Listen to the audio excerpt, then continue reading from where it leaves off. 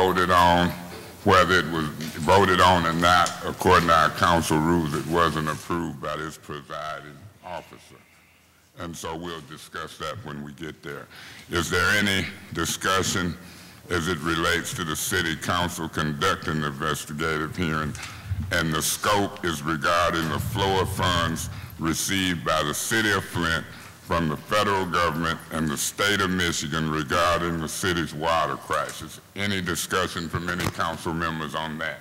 Ms. Fields? Let me get this microphone. Okay.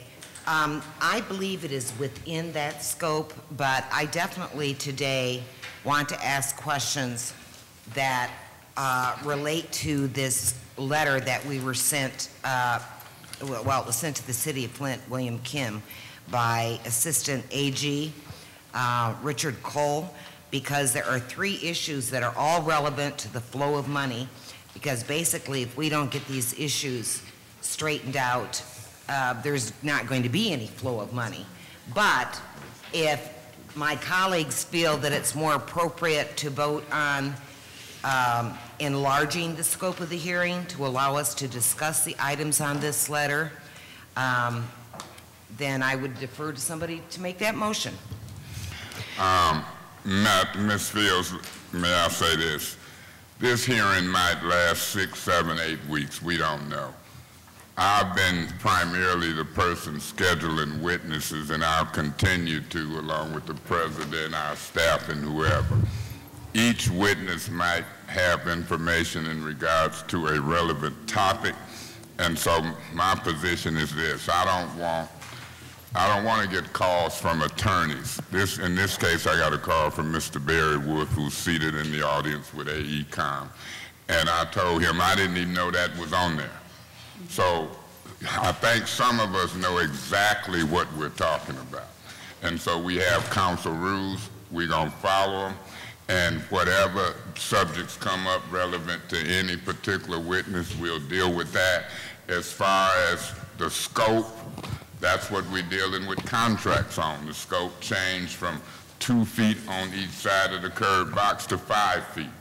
Some people say it should have been rebid. So when we go to changing the scope or enlarging the scope, Ms. Worthing, it'll make sense after a while. So when we go to enlarging the scope and so forth and so on, we'll do that as a whole. And discussions about it can be relevant for an agenda, but only when they're approved by this presiding officer, even if they're put on by the clerk and or the mayor, from what I read the rules to be. But we can discuss that as well, and we're doing it now. Seemed like I seen another hand. Was that you, Ms. Worthing, or Mr. Yep. Winfrey? Go ahead, President Winfrey. I'm giving President Winfrey the floor. Thank you, Mr. Chair. As it relates to the scope, that scope was, we clarified what that meant. It wasn't just the flow of money, it was the flow of money from Lansing to the city. And there were examples given. I can vividly remember Councilwoman Galloway asking, what is the scope? I can vividly remember the response being the flow of money from the city, from the state to the city. The examples that were given were back in the summers, Madam Vice President and I went to a meeting in Lansing. We spoke with budgetary people, and we were informed that there was at least $85 million that was supposed to be coming to Flint that had not left Lansing. That was one. Another example was given that during the GLEWA contract talks, that there was negotiated into that contract $750,000 for folks who pay their bills religiously, completely, and then all of a sudden they get a bill and there's an inflated amount in the tune of $3,000, $5,000, and $10,000. That's what that $750,000. And some way it got whittled away to 600 and some odd thousand, and it seemed to me, as I heard talk about this money, that it was trying to be included in some way with the RAP program. And so those were two examples. It was also said, Mr. Chair and my colleagues, that these hearings may be expanded once we get these items out of the way, but then it could lead to something else. So I'm concerned when I hear, now I wasn't at the last hearing, but I was concerned when I heard that Goyette was here, and when I heard that Goyette was here, my thought process was, well, why in the world, how can Goyette tell us about any flow of money from the state to the city? Now, I've always said, I think that any questions that any of the colleagues want to know, they should have the right to answer it. But when we start talking about the scope, the reason that we identified the scope, and I thought clearly, was so that we wouldn't be all over the place. So just wanted to say that. I'm going to be frank. This hearing was convened on a vote of, I think, 5-4. Yeah. And so what I'm looking at media reports. I even had a media report attached to the agenda that I didn't know was going to be attached, but I kind of let it go. This particular discussion item that I hadn't been told about, and I went over the agenda in detail, I'm kind of letting it go, but I'm not. I'm like, why call me for an agenda if we ain't discussing each detail? So regardless of what has happened moving forward, that's what I'm requesting. I want to know every detail to every agenda item going out here to the public as it relates to this Finance Committee prior to the start of a meeting. I'll get to you, Ms. Worthing. Also, I'm not going to let the media and or the dissenting vote sabotage anything.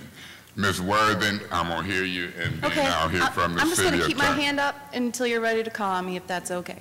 Okay, then I won't now. Go ahead, city attorney. I had called on you, but thank you. I was before Mr. Winfrey. I didn't give you thank you for the opportunity to speak. You're out of order. I called on the city attorney. Oh, I thought you were calling on me. You're getting a warning. Don't do it. Not today. Madam City Attorney, you misunderstood. You okay? I'm warning you. I don't believe you misheard me. I speak well. You are, Madam Attorney. Thank you. Just wanted to let you know for the record that there was a response sent out to the letter that we did receive from the state. So there is an official response responding to each of the allegations that the state put forth in that correspondence to the city. Madam Worthy. It is news to me that the scope of this hearing is just about flow of money from the state to the city of Flint, because then I have a hard time understanding why AECom would be here either. And I believe, Mr. Mays, you requested them to be here. They have nothing to do with that either. They were hired by the mayor and city council to do the work, not anything to do with the money. So I believe the information is incorrect. I've heard it many times that we've discussed the issues of hydrovacking, and we wanted to get to the bottom of that. And in my opinion, any discussion that doesn't include these important issues is a travesty. So I'm going to make a motion that we include in the scope of this hearing discussion item 180568 today. It's been a motion put on the floor properly. Is there a second? Second. Ms. Fields? I'll second that. So it's been moved and properly second that we do discuss prior to calling witnesses 180568. Ms. Galloway, you have discussion on that motion. Thank you, sir. Before a motion was made, I just wanted to say for the record. Point of order. Let's just stick with the motion and we'll get back to the other, but if it fits, go ahead. It does fit. Sure. For me, I didn't deem that this motion was necessary to discuss the letter that was discussed, only because the letter identifies the $97 million that was included in the Concerned Pastor lawsuit, which is a major part of the funding of what we are dealing with. It is part of the flow of money from the state to the city. And so for me, it was very much in line with where we were going with the investigative hearing. Ms. Galloway, I like to go pro and con back and forth on the motion and then quickly call for the vote. So, Point of order. What's your point, Ms. Worthing? That's not how the council rules work. Ms. Worthing, I'm going to be gracious and give you a second warning, or I'm going to say to you that I'm going to deny that point of order. We're in discussion on the motion, and I do know how rules work. So, Mr. Mays. Ms. Worthing, I've ruled. You don't have the floor. Mr. Garrett. No, I want to speak prior to the motion, so not on this. Okay. Any more discussion on this motion? Ms. Fields. I'd like to offer a substitute motion that not only does this meeting contain, and the scope of these hearings contain discussion item 180568, but also, just to be clear, for the record, even though I'm in agreement. What's your motion? Not discussion. Could you make the motion clear? The motion is that we include that discussion item and this letter from Assistant AG Richard Cole. There's been a substitute motion. If I'm clear on it, you can correct me if I'm wrong, Ms. Fields. I'll try and attempt to repeat your motion, that your substitute motion includes adding the letter to the discussion of this item. Mr. Mays. Is there a second? I second that. It's been moved and properly second to add, and what letter are you referring to? The recent letter from the state to the city. So it's been moved and properly second. Now we'll go to discussion on the substitute motion. Ms. Fields. Okay. This hearing was set up, and we've had several sessions of this hearing, so what we had prioritized in this hearing was based on what had happened prior to the point in time we're at the hearing. And while I agree with Mr. Winfrey, those issues are important, those issues about the money that's still there, the RAP program or whatever, but to me, the difference between those issues and dealing with the issues that are stated in this letter, it's kind of like, first the family is really concerned because their daughter, their teenage daughter, is getting poor grades. So they've set up some family meetings. They're going to discuss the poor grades. And then you find out the daughter's pregnant. Well, I think the priorities change. And I think our priorities have changed once we received this letter and are now aware of these extremely important issues that the state is laying out, because it's quite clear that you can't talk about flow of money if there's not going to be any flow of money. And I don't want to see the city incurring debt by continuing with what they're doing when we have no way to pay for that debt. That seemed to be a position in support of the substitute motion. Is there any opposition that I need to hear from to the motion? Mr. Winfrey. Well, I'm not sure that this is... It would be opposition, but you've got the floor. I'm listening. I'm not sure it's in opposition, but again, we could be all over the place because we could continue to get letters from whomever, and then we would have to address those issues. I am interested in monies that came from the... I don't think we should change the scope. We have said initially in the discussion, even to have investigative hearings, that the information that we find out may lead to other hearings.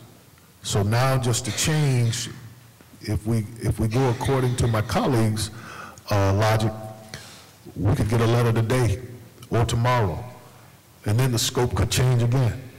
I would like for us to stay on track of the scope that we initially said, and then if there is a need, and then again, some of the issues or some of the questions that we may have regarding the letter, we may not need to have an investigative hearing. It could be a phone call or a meeting or a series of meetings to find out information that we need. This is information that I think is pertinent that we really need as far as this flow of money from the state, because how do we know where, how do we know how we can get it, what it can be used for, and where it is? So I think there's a difference. I'm not saying that it's not important what Councilwoman Fields is saying, but I'm saying I think we need to remain structured so that we don't be all over the place. I noticed Madam Worthing's hand first, Mr. Guerra. I'll come to her. I'm going to caution my colleagues. I know we have some practices of in the middle of discussion, serious discussion, calling for the question. I'm hoping we don't experience that and we can talk. Go ahead, Ms. Worthing, you have the floor. I am really concerned and confused by Mr. Winfrey's statements. There is no change in scope. I'm going to agree with Ms. Fields and Ms. Galloway. This was always about the funding for these projects and how the money is working. We've had these concerns for quite a while, and I don't understand why anyone would want to not want to ask these questions. This is council's job, is to get to the bottom of this. And this letter from the state was serious. I mean, for you to flippantly say we could get a letter at any time, this letter is saying, hey, we are not funding this. And now we are in charge of our wards, our constituents, and they didn't use the predictive model. They aren't using the hydrovac, which is not paid for. And so we may not be able to change all the lead lines. So if we truly care about every life, then we're going to go with the predictive model and get the lead lines first. So anyone that does not want to continue in this, to me, I don't understand it, because you should be worried about your constituents and if their lines are going to get changed, and also if we're going to go into bankruptcy as a city. This is important. This isn't a flippant letter. This isn't any letter. This is the state saying we're in trouble. It was a stern letter. And if you read it, you would know that it's serious business and we need to get to the bottom of it, and that's why I am here today. Mr. Guerra. Yeah, first off, I would like to say you said the administration, Ms. Wheeler, put out a response. I would like, if we could get that response here today, if somebody could print that off, that'd be appreciated. Mr. Guerra, what information are you referring to? Ms. Wheeler said that there was a response to the letter that we're discussing. Go ahead. So I would like let him continue. I would like to see if we can get that response, if it's possible to print it out. Also, I do think that it is important to discuss the money of the flow, because I think this does include that in this letter. However, I don't want to get sidetracked, and my recommendation would be put this discussion off until after we swear in the witnesses that are here today, if that makes any sense. No. So we have witnesses that are here. I'd like to get them, to ask them questions first. Let me address your question to the city attorney. Madam City Attorney, you would like to address his question to the city's response to the letter? Right. I just wanted to let everyone know that we also responded to that letter aggressively to the state to respond in defense of the city's position. So I would like for the council to have a copy of the letter. I'll provide you with a copy now. All council. I'll provide you with a copy of that now. Okay, so you'll be getting that shortly. Madam Galloway. I think that in this discussion, we'll go round and round and round. I'm disappointed when I hear things like sidetrack, when literally that which is desired to be discussed is the very heart of why we are getting money. The very discussion in here is the $97 million, which is the only part of the only reason why the state is responsible for making sure that this community's lead lines are being replaced. And here we are being threatened, and or whether the accusations are true, whether the information that's being shared is true or false. Literally, this is the only reason why we have a flow of money. Without these things, there is no flow of money. Without the lead lines being done, there is no $97 million. There is no support from the government. And so for us to say that we would be sidetracked or we would get outside of the scope, to me, is confusing. But I realize that all we need is 5.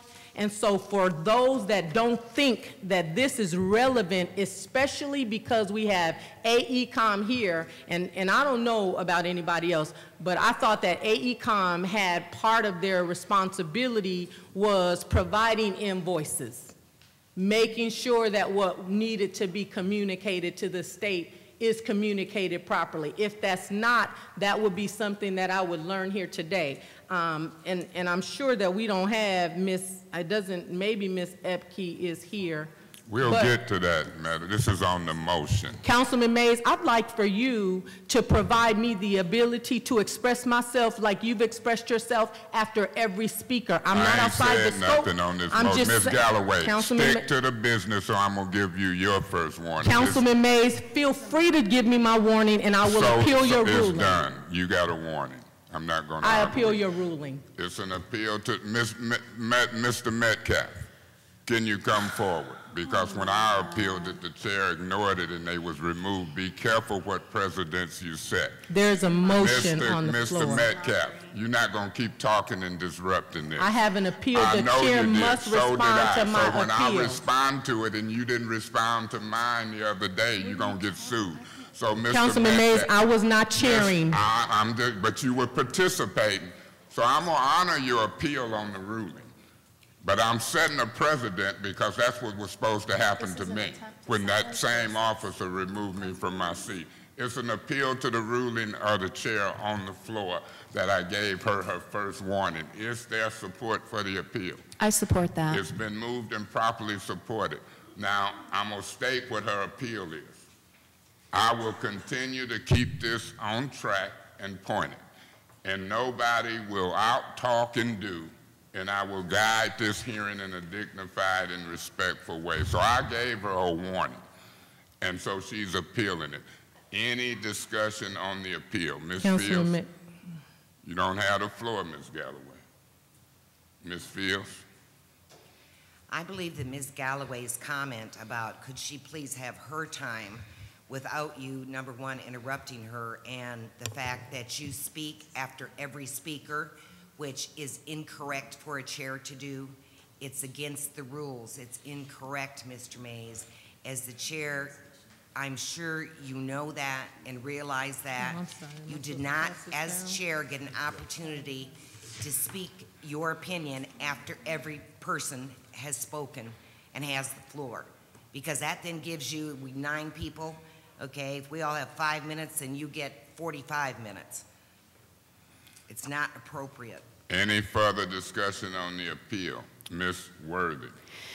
I believe this is an attempt to silence voices. There's a clear direction that the chair wants to go in, and he's not in agreement with it. And Ms. Galloway absolutely had the right to speak at that moment. There should have been no warning, and our voices should not be silenced, and we should be able to vote and get on with the business of this city. Ms. Galloway. Mr. Mays, I am not trying to be in conflict with you. I simply want you to respect my ability to express what I'm asking. I asked a simple question. It was not outside the scope. As the chair, since we began this process, you opened it with what you hoped to accomplish. You said something after every speaker. I haven't said anything. I asked one question, and that was simply, I'm not sure if Ms. Epke is here. I wasn't disrespectful, and you wanted to silence me and or censor me and give me a warning. I didn't feel like I deserved a warning. I didn't do anything that was outside of the scope. I wasn't rude, and I didn't go over my time. And so I felt like your ruling was unfair, and that's why I appealed it. Okay, now, Ms. Galloway, the chair will discuss what I'm doing. And I don't care if you don't get your first warning or not in this appeal, but I warned you. It's under appeal, and that's what I'm going to continue to do with you, Ms. Worthen, Ms. Fields, or anybody else who voted not to have this hearing. And now we're in the middle of the hearing that you got. Point of information. I'm not going to let you keep interrupting me. Point of information. Ms. Galloway, what's your point? Are you saying that you are making threats because you feel like you should do something to us because you feel like we didn't support this? Ms. Galloway, no. Now what I am saying is that if I sit and listen to a lot of your opinions, when I start talking, just like you accusing me of interrupting you, it's fair. You can interrupt me. All you have to do is listen to this chairman, and you'll see what my point is. You don't have to guess. Let me read council rules. This is what happens when you chair a meeting.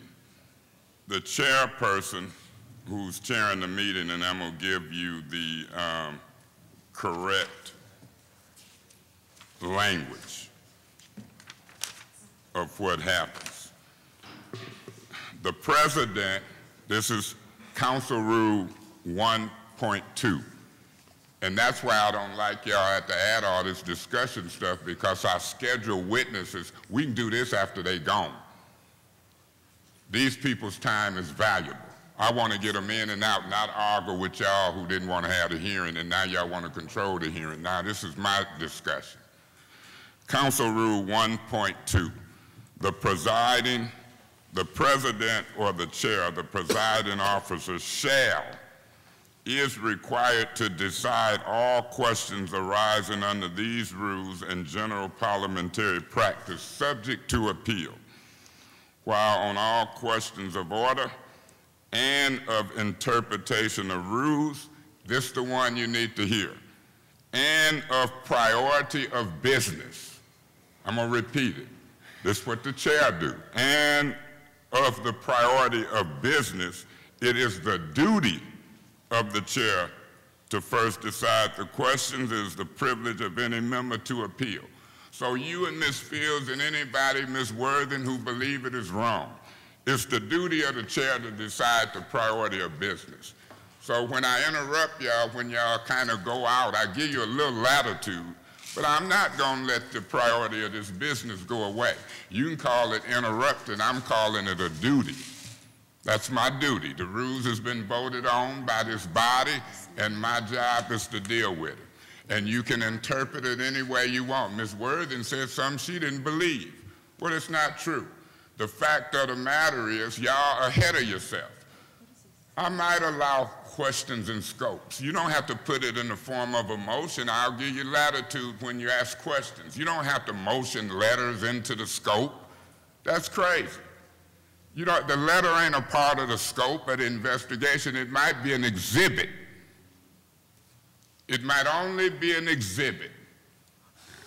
So I don't want the dissenters who didn't vote to have this hearing with me chairing it to now all of a sudden, it's not funny, Ms. Worthen, is real.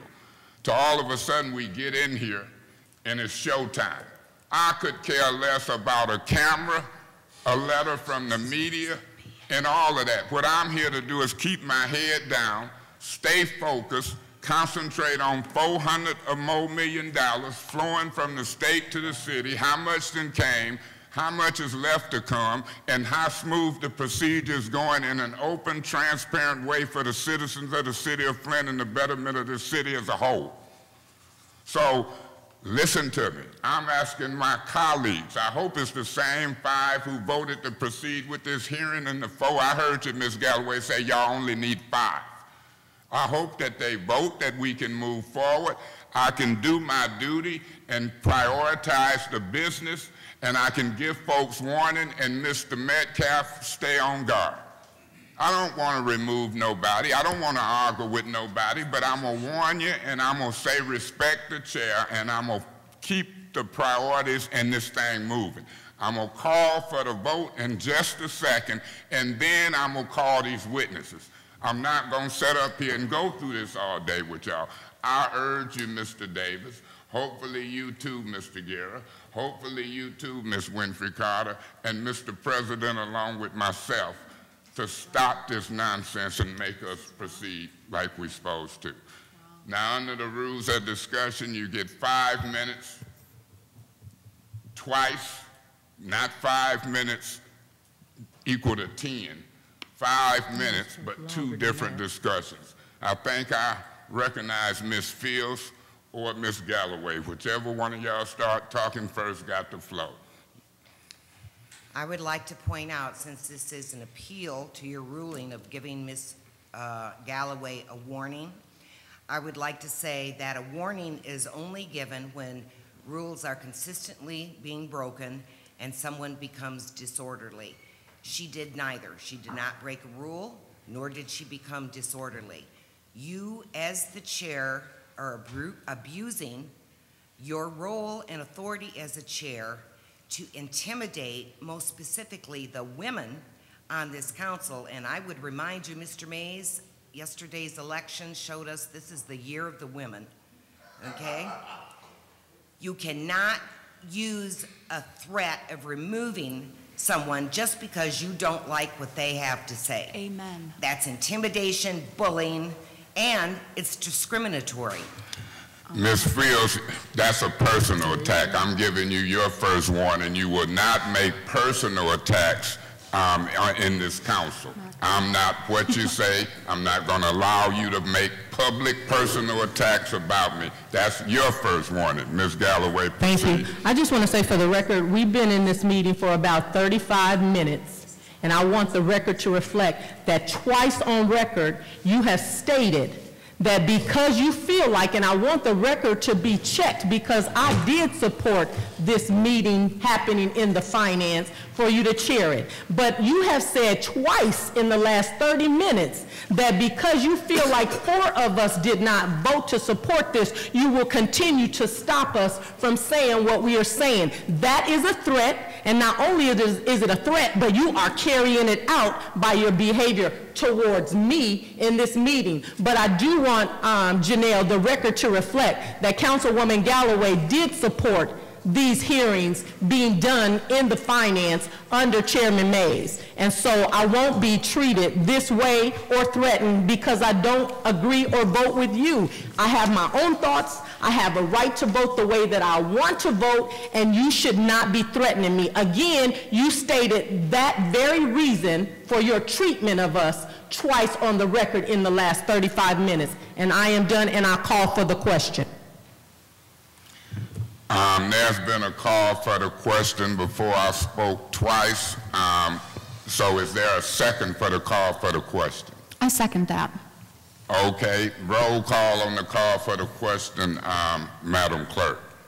Mr. Mays? No. Mr. Davis? Just call for the question. Are we gonna No. Yes or no? Mr. Guerra? Yes. Ms. Fields? Yes. Ms. Winfrey Carter? No. Mr. Winfrey? Yes. Ms. Galloway? Yes. Mr. Griggs? Yes. Ms. Worthing? Yes.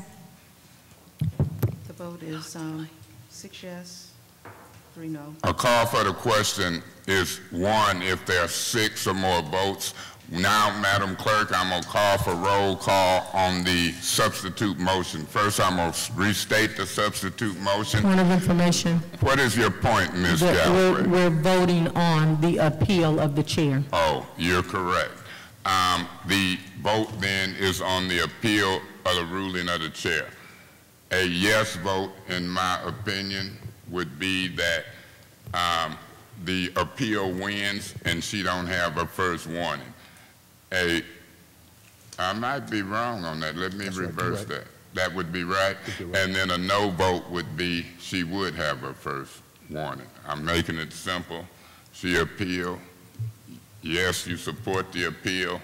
She would not have her first warning. No, you don't support the appeal. She would have her first warning. 5 votes wins this. Everybody straight? Roll call, Madam Clerk. Mr. Davis? No. Mr. Guerra? Yes. Ms. Fields? Yes. Ms. Winfrey Carter? No. Mr. Winfrey? Yes. Ms. Galloway? Yes. Mr. Griggs? Yes. Ms. Worthing? Yes. Mr. Mays? No. The vote is 6 yes, 3 no. Okay, so only Worthing and Fields has a warning. Ms. Galloway, congratulations. You don't have your first warning. This is where we're at now on the agenda. Any more discussion on these procedures? And I would say this, we still have a motion on the floor. And so I will now chime in on the motion unless somebody has something that hasn't said something or want to use more discussion in their second round. Ms. Winfrey Carter.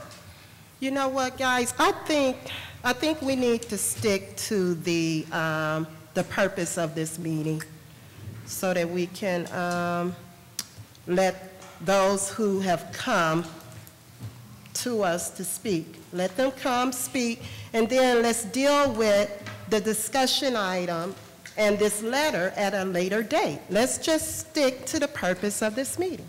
And that's all I have to say. So I'm not going to support the motion. And I would ask that we don't support the motion. Ms. Fields can lobby Mr. Guerra. I'm looking, it's going to be a close vote, and then we'll proceed. But my position is this. You don't have to read newspaper articles and get a letter and then come in here and say, now the scope has changed. As I said before, a letter could be an exhibit. Some of the stuff, the dots do connect. When the appropriate people come, you can find out answers. Mr. Winfrey, you wasn't here, but I brought Mr. Parks here. And I continued him as a witness because sometimes you have to know the mechanical things in order to discuss, in my opinion, the flow of money. So I think they're just acting prematurely and arguing something that don't need to be argued. I want to pass these around to my colleagues. Mr. Davis, can you come get these? This is what's in question. This is what they call in the copper Band-Aids. And so I think that's the problem. A lot of people don't understand the mechanics and the details of what's going on, but these are examples of the copper Band-Aids on the 6 or so pipes that was repaired. Point of information, do we have a motion on the floor? You do have a motion, and I'm addressing it. Y'all all spoke, and I get to speak. Don't you know that? From your point of information, don't you know the chair get to speak prior to a motion being voted on, Ms. Fields? I done warned you, I'm not gonna play this game. I have to sit and listen to you and y'all call me bullies and be all out of order. I'm discussing the business and you want me to stop. Cut it out. Mr. Metcalf, stay on guard. Once you get one warning, council rules say when I ask you to be removed, it should happen. Stay in this hearing, Ms. Fields. Stay in this hearing, Ms. Worthing. Look at those things I'm passing around. That's relevant to your letter, but it ain't relevant maybe today. It might not be relevant with AECOM. So don't come in here voting no, blocking, whatever, because I'm going to take every amount of time it is for this community to know who's who and what's what as we deal with this $400 million or more dollars. I'm just as political as y'all, smart too. Let's now ask, is there any more discussion? Because every time y'all point of order and information, you hypocritical. You interrupted me just as much or more as I interrupt y'all. But you don't have the duty I have. My duty is to prioritize business. You just doing something. Ms. Worthing, have you spoke twice? If not, go ahead. But I'll see your hand, but just let me finish speaking first. Go ahead. I call the question. Ms. Worthing, did you interrupt me for that? It's a motion for the call for the question on the floor. Is there a second? What's the point, Mr. Guerra? Beg your pardon? I did not. Yeah, I gave her the floor for that hijack move. Is there a second to the second for the call of the question? That. I figured you would. It's been moved and second to call for the question in the middle of my discussion. Roll call, Madam Clerk, on the call for the question. Mr. Guerra? No. Ms. Fields? Could you repeat the motion?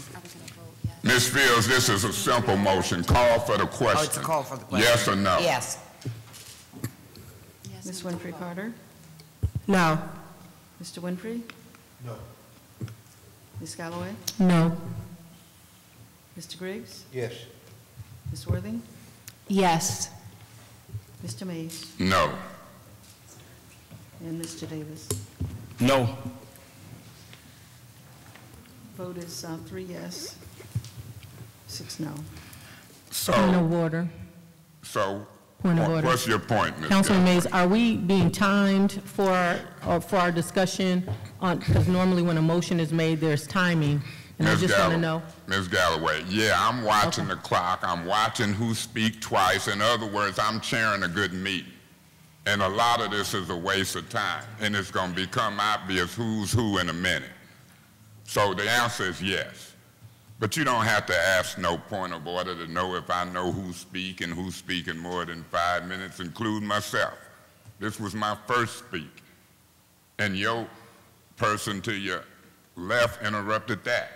Ms. Fields done interrupted that. I'd be done.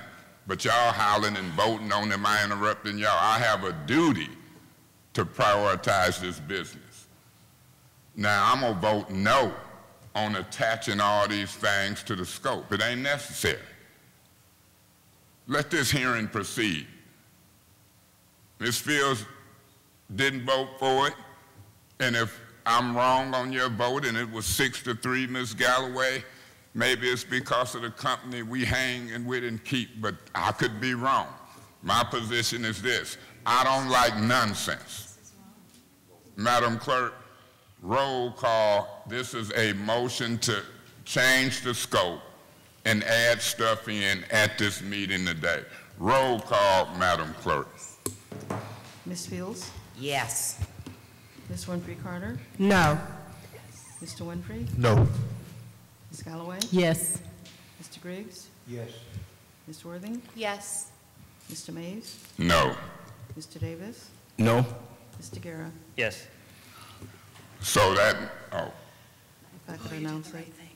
It's, the vote is 5 yes, 4 no. so that means the scope has now changed. I will still deal with the questions at hand. I'm gonna ask that we skip 180568. That agenda item has been resolved prior to getting to it, and proceed with no objections. We'll proceed. Mr. Mays? Ms. Fields. As a discussion item, perhaps, but I do intend to ask questions during the hearing that, about that discussion item. I just want to be clear on that. Ms. Fields, the legal department. Ms. Wheeler, you got something you want folks to hear? Yes, I think it's going to be a problem because it wasn't a part of... It wasn't noticed. Yeah, there's no notification. The folks here did not have any opportunity to know what the scope was going to be beyond what the public notice stated. So let me say this to those colleagues that figure they done did something slick, Mr. Guerra. I talked to Mr. Wolf, who's here with AECOM as a lawyer, and he called me because the public notice didn't jive with the new agenda item. And so therefore, all of those council persons who think and know what's what, you're gonna really be appealing the ruling of the chair when I say stay relevant to this witness. And I think that's what me and Mr. Wolf and some others will be doing in some cases. And so, Ms. Worthing. Yeah, I'm going to disagree with our city attorney. We just voted to include this as part of the scope. It's always been part of the scope, as Monica has already stated. It's not always been part of the scope. I'm sorry, Mr. Mays, I'm speaking. Excuse me, proceed. Thank you. But don't give bad information. Again? When you speak. Point of information. Excuse me. Point of information. I can interrupt, you can interrupt. Don't publicly tell us bad information. And are you sure that this was part of the scope? That is not a point of information. It is when I put it in the form of a question, Ms. Fields. I recognize your point of order is denied. And I'm going to ask, Mr. Metcalf, can you come and remove Ms. Fields from this meeting? I appeal that ruling. It's appeal.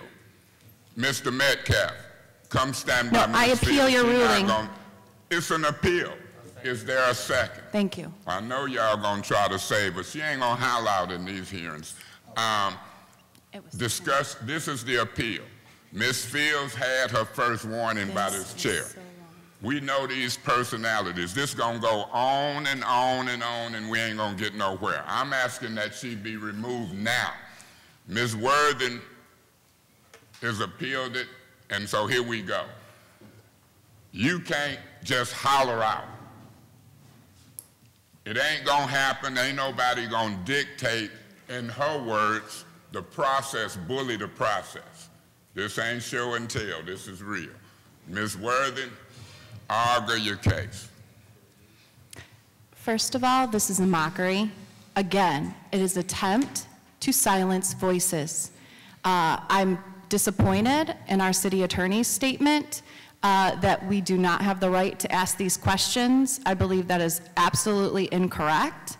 And I believe our voices today are trying to be silenced so that our questions do not get answered. Ms. Fields has every right to ask the questions. These questions are pertinent. It is about the city's finances. And I will not continue to sit here while my colleagues are being interrupted unfairly. Do that mean you'll leave? That would be a blessing. Go ahead, Ms. Galloway. Oh, never mind. I don't have nothing. I'm sorry. Okay. Was it somebody over here that I had seen prior to Ms. Fields? Ms. Fields, if not, proceed. The appeal is because Ms. Worthing was speaking, you interrupted her. You interrupted her by saying point of information, but you did not ask a question, which is what a point of information is. Instead, you used a point of information to just interrupt her. So I called a point of order because that is against the rules. So the appeal is, there's no reason I should be removed for basically calling a point of order, which is my right to do so when I find that someone is breaking the rules in this council meeting. Ms. Fields, I ruled on your point of order. In fact, I denied it. And Ms. Worthing, as I got to the end, I put it in the form of a question, but you were so busy doing a point of order on me, you didn't hear the question. Those are the facts. I'm telling you, if you want to talk, cut your mic off. Because after I entertain your point of order and you want to keep talking in the mic, you're being disruptive. And this is a serious hearing. I know what happened. It's recorded. Ms. Galloway. I hope that my colleagues will support this appeal. I hope that none of us are removed. But Councilman Mays, I have to say, I hope that the way that you're treating us with the warnings and the I'm ruling you out of order is not retaliatory for being removed from the last council meeting. None of us chaired that meeting. None of us operated in a behavior that warranted being removed today. And so I just hope that this isn't backlash from that. And I have to tell you, in sitting up here, it feels like there's retaliation going on here. And I, too, want to move forward with this. And I think that none of my colleagues have done anything to be removed from this meeting on today. Sir, enjoy your trip back to Chicago. I'm hating that we didn't get to call you before you leave. God bless you. I didn't even know, but with this crowd, I could figure. So you told me you had to go back to Chicago. We thank AECOM for having you here. God bless you. You wasn't under subpoena. We'll get there. God bless you. Let me say this. Ms. Galloway, you could not be so wrong. Ms. Worthing was interrupting me. In the last meeting, I got removed. As a matter of fact, I asked the president, I appealed to him to warn her, check her. So you wrong, it was happening. And yeah, y'all did set the precedent when I was removed as I was hollering out our appeal. And you didn't have to be chairing the meeting. Y'all ain't chairing it now and y'all appealing and protecting each other. So yeah, I'm very familiar with the precedent that was set on me. I'm trying to decide if I'm gonna sue. It happened under the last council. And it didn't happen under this council, but I'm a good chair. I'm entertained in these appeals. Mine wasn't entertained. I was removed with no argument. So yeah, that precedent is in the forefront of my mind. You can call it whatever you want. I'm gonna call it a precedent.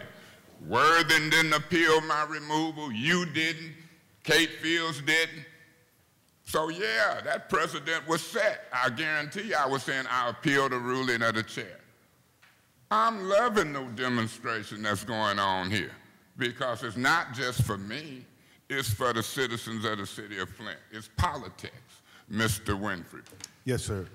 Mr. Chair, I would hope that my colleagues would listen to the city attorney, and she didn't say that the questions that we have regarding these matters or regarding the add-on discussion, she didn't say that it wasn't important. She said that for the reasons of this hearing and those that were subpoenaed or who came to this investigative hearing, they knew the subject matter, and now we've added some other things, and they may not be properly prepared. That's what I heard. Point of information. What's your point of information, Ms. Galloway? Are we on an appeal, or are we discussing what the attorney shared? We're on an appeal, Ms. Galloway, and he was relevant to the appeal, in my opinion. So if that answers your point of information, I'm smart enough to connect the dots. Let me say this, any more discussion on this appeal, but prior to a call for the question, the old hijack move, I've been talking to Zara. I'm sure she's been talking to some of y'all. A lot of y'all getting information from her, the media. She says she might even talk to you here openly. You just gotta let things happen in a methodical way. Y'all came in here like it's something y'all wasn't gonna be able to talk about. I ain't chaired or ruled on what you could talk about and what dots could be connected. Then you went to making motions, because y'all sure didn't vote on the first one with us. It's ironic, it's the nay vote, Mr. Davis, that's raising all this heck before we even come out the blocks. Maybe they want attention in the media. Maybe they want to paint a picture that we don't know how to do an investigation thoroughly on all matters, and we do. Maybe they wanted to go out in the media that we won't allow certain questions with relevant witnesses. Well, they're wrong, and the majority is voting. Santino voting with them. That's that old 5. And Mr. President, I wouldn't vote with him, but you've been voting with him too on some of this. That same one that removed me without an appeal. Y'all got a short memory. I got a long memory. I don't play. So now, if it's no more discussion on the appeal, I'm going to restate the appeal. Y'all, in layman's terms, trying to save Ms. Fields, because that's why Mr. Metcalf is standing there. I'm going to remove her and getting close to remove Worthing, and we're going to proceed. So if you vote yes, you save Ms. Fields. If you vote no, Mr. Metcalf going to remove her. I don't care what you do. I'm going to just keep chairing the meeting and going to be fair or wrong across the board. Any more discussion on the appeal? Roll call, Madam Clerk. Ms. Winfrey Carter? No. Mr. Winfrey? Ms. Galloway? Yes. Mr. Griggs? Yes. Ms. Worthing? Yes. Mr. Mays? No. Mr. Davis? No. Mr. Guerra? Yes. Ms. Fields? Yes. The vote is 5 yes, 4 no. 5 yes and 4 no. Mr. Guerra, you did it. Now, let me say this. Now we got a motion on the floor. Hopefully, and it ain't no bad feeling one way or another. Amy, you demonstrating democracy in work. Point of I was order. talking to Amy. What's your point? There is no motion on the floor. It is a motion on the floor. We know we voted on the discussion item, and That's then we were just correct. discussing. There is no motion. So there's no motion on the floor. Okay, Janelle, is that correct? No motion on the floor. I think it's correct, too. Thank you, Mr. Guerra. So this is where we at. What we was arguing about, or if it's a motion on the floor, it has to do with whether or not she can ask them questions about this new added agenda thing that I'm going to try to get reconsidered and moved. It wasn't necessary. It ain't even proper to attach a letter and call the letter the scope. That's an exhibit. This is crazy. You're ignoring the legal advice. Remember, Ms. Fields wanted an outside attorney. I said I'd stick with our in-house attorney. So, Mr. Guerra, you voted one way, now you're causing chaos, so I'm just gonna get buckled up. I'm finna tighten my seatbelt up for chaos, and he who laughs last in a serious hearing laughs best, and I ain't laughing. Mr. Chair. You're not recognized.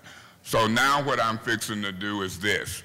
A chair don't have to just keep on bouncing back and forth. I'm finna move forward with the priority of the business. Is Amy Epke in the room?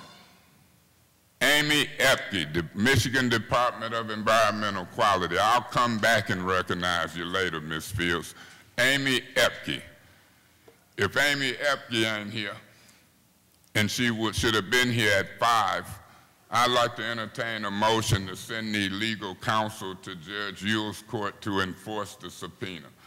I'd like to entertain such a motion. So moved. It's been moved. Is there a second to the motion? Mr. Guerra. So it's been moved and properly second for the legal department to do all things necessary to enforce the subpoena issued to Amy Epke to be here this date at 5 o'clock. From what I see here, she didn't show. Any more discussion on this motion? Any more discussion on the motion to enforce the subpoena? If there's no discussion, I would ask my colleagues, did all of y'all get the copy of the subpoena that I left in your mailbox? And you saw the signature of Judge Yule. I would like to congratulate not congratulate, but thank our legal department. My advice was to stay in-house. And in my legal opinion, for whatever it's worth, Ms. Wheeler did a smart thing, our department. She, in my opinion, skipped a step because the legal department could have signed the subpoena, Ms. Wheeler, Mr. Millhouse, but I would say, from the way I know, he probably put it in Judge Yule's inbox. He read it and looked at it, and it showed back up in the outbox. They might have had some conversation, but with a signature, and that was Judge Yule's signature, correct? That's correct. And so now, let the Michigan Department of Environmental Quality, Attorney General's office, they'll argue with Judge Yule and or our city attorney and myself. Ms. Wheeler, anything you'd like to add into this before I call for the vote? Yes, and it was also served on Ms. Epke on November 1st but at 3:45 p.m. So it was actually personally served on her. It was served personally on her. Do you believe that they had adequate time up under the law to respond? Yeah, I think the court rule only calls for a certain time. I think it has to be, I believe, 3 days, so it would have been adequate under the law. Any more discussion on the motion to enforce the subpoena? Roll call, Madam Clerk. Notice who's here, who gone. Roll call, Madam Clerk. Mr. Winfrey? Yes. Ms. Galloway? Yes. Mr. Griggs? Yes. Mr. Mays? Yes. Mr. Davis? Yes. Mr. Guerra? Yes. Ms. Winfrey Carter? Yes. The vote is 7 yes, 0 no. We would like to call AECOM. We asked and had cooperation with AECOM, Mr. Wong, Ms. Rutledge, and LaTanya, and anybody else. I see Mr. Darby here. I've agreed to allow them to do a presentation, and I would call them up and ask that you swear them in, Madam Clerk. Anybody who might testify, I would ask that they rise and follow the lead of Madam Clerk, and we're going to swear you in. Mr. Darby, anybody who might communicate, we would ask that they be sworn in. You raise your right hand. I do solemnly swear or affirm that the testimony that I shall give will be the truth, the whole truth, and nothing but the truth. Thank you. Okay, thank you so much. If you need more chairs, more microphones, let me know. I'm turning it over to you for this first portion to do your opening statements and or presentation, however you choose, however long you choose. You need something?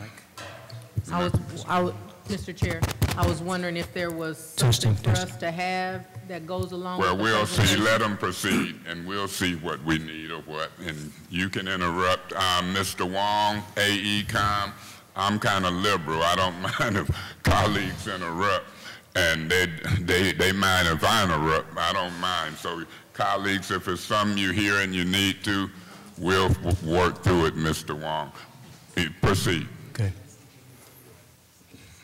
Proceed. Identify yourself for the record and proceed. For the record, my name is Alan Wong. I'm the program manager for the Phase 5 Fast Start program for AECOM. Chairman Mays, Council President Winfrey, council members, I want to thank you for providing AECOM and the AECOM team this opportunity to address and answer some of the many questions we know you may have for us today. For your benefit and those attending the meeting, we'd like to give you a brief overview and status of the program, and we've anticipated where some of your questions will be coming from, and we hope that part of our presentation will answer some of those questions, so this time I think would be well spent. I'd like to refer you and the audience to the slides. We do have handouts. Would you prefer to have handouts in front of you now? You can if Yes. That's up to however you're prepared to do it. Ms. Galloway, that might answer your question. So just let them proceed, however y'all want to do it. We finally got to the witnesses. So. Yes, sir. I love democracy.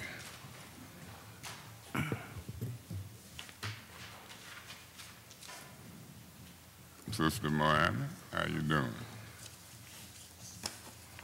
I welcome the public and the audience. The city administrator is here. You know the mayor and the administration always have a seat and a mic at the table when I'm chairing, so just so you know for the record. Mr. Parks, good to see you here. We might continue. We'll see what develops. Anybody who is not under subpoena, we appreciate your cooperation, and guess what? If it gets to the late hour, leave. You ain't gonna be punished. If we need you, we'll call you. All right. Our presentation is organized into three parts. The first part is the program status update.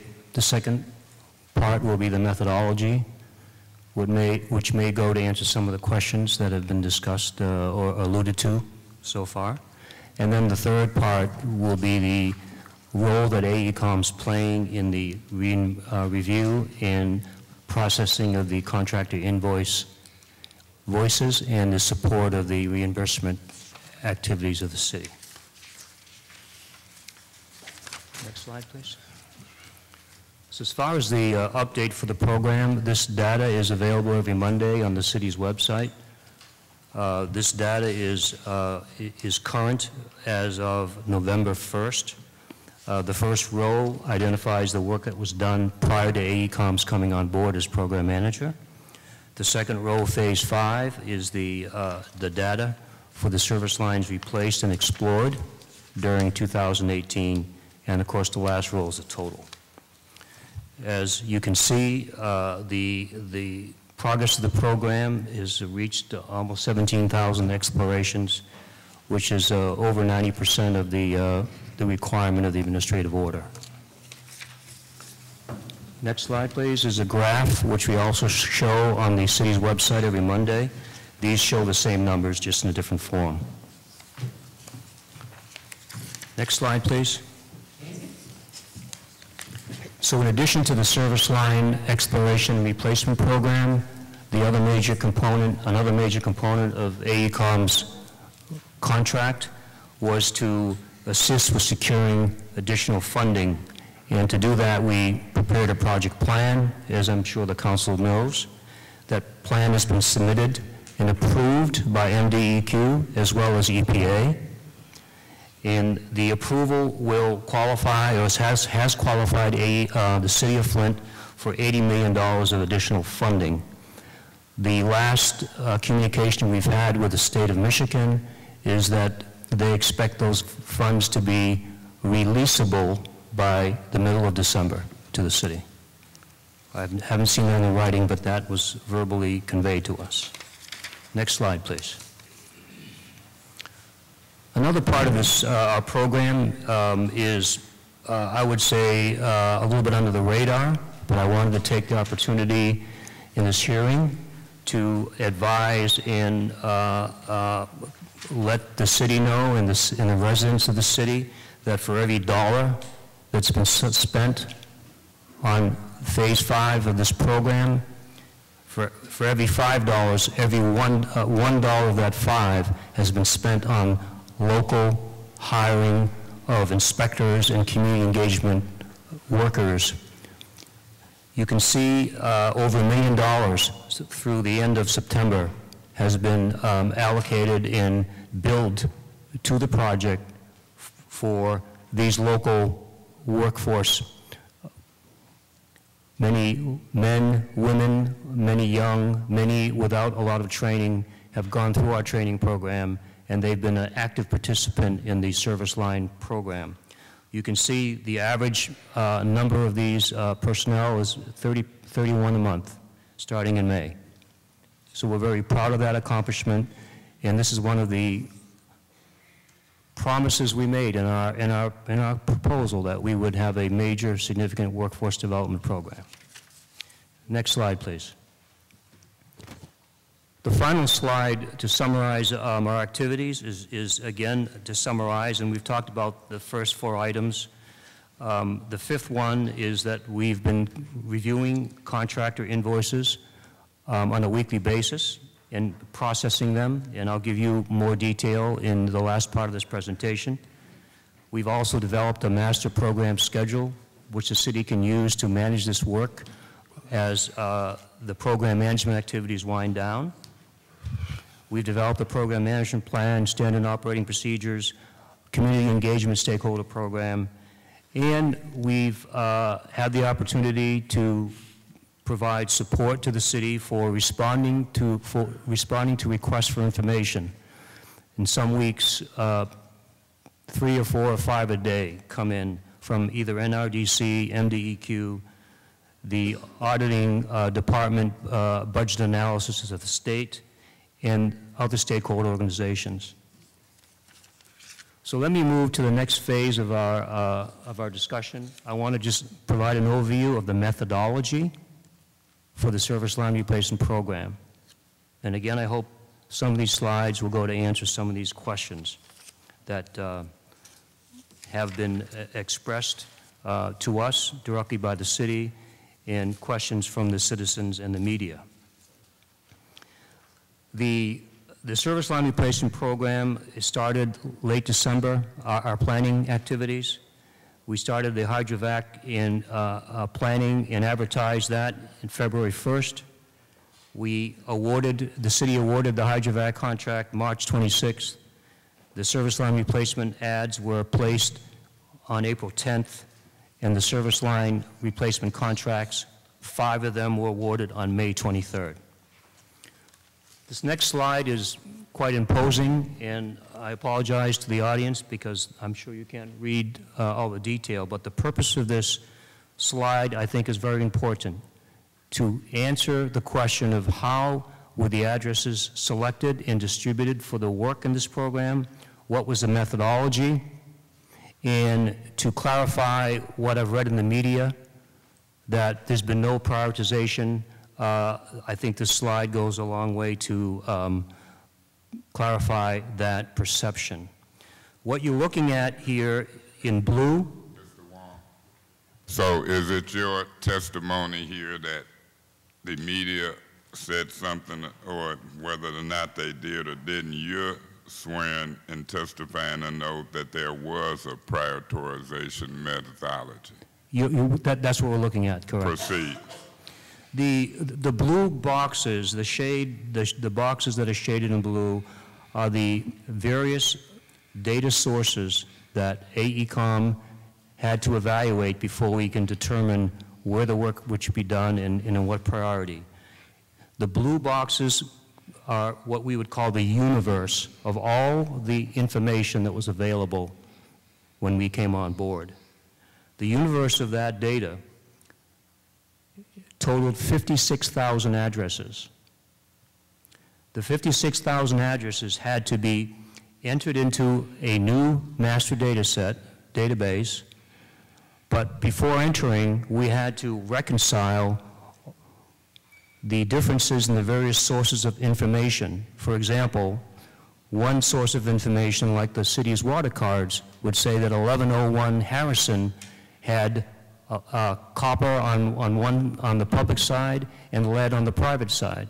But another source of data that we had from the Michigan University database or some other source had conflicting information.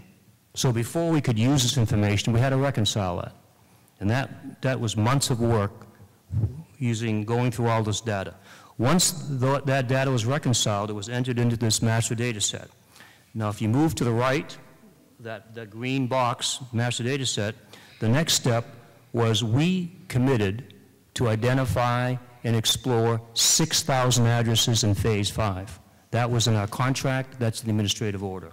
So we had to go from 56,000 addresses to 6.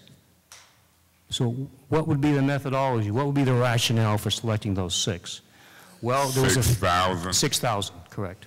We actually ended up with 8,000, and we ended up with 8,000 by looking at the water cards, looking at the Michigan database, taking some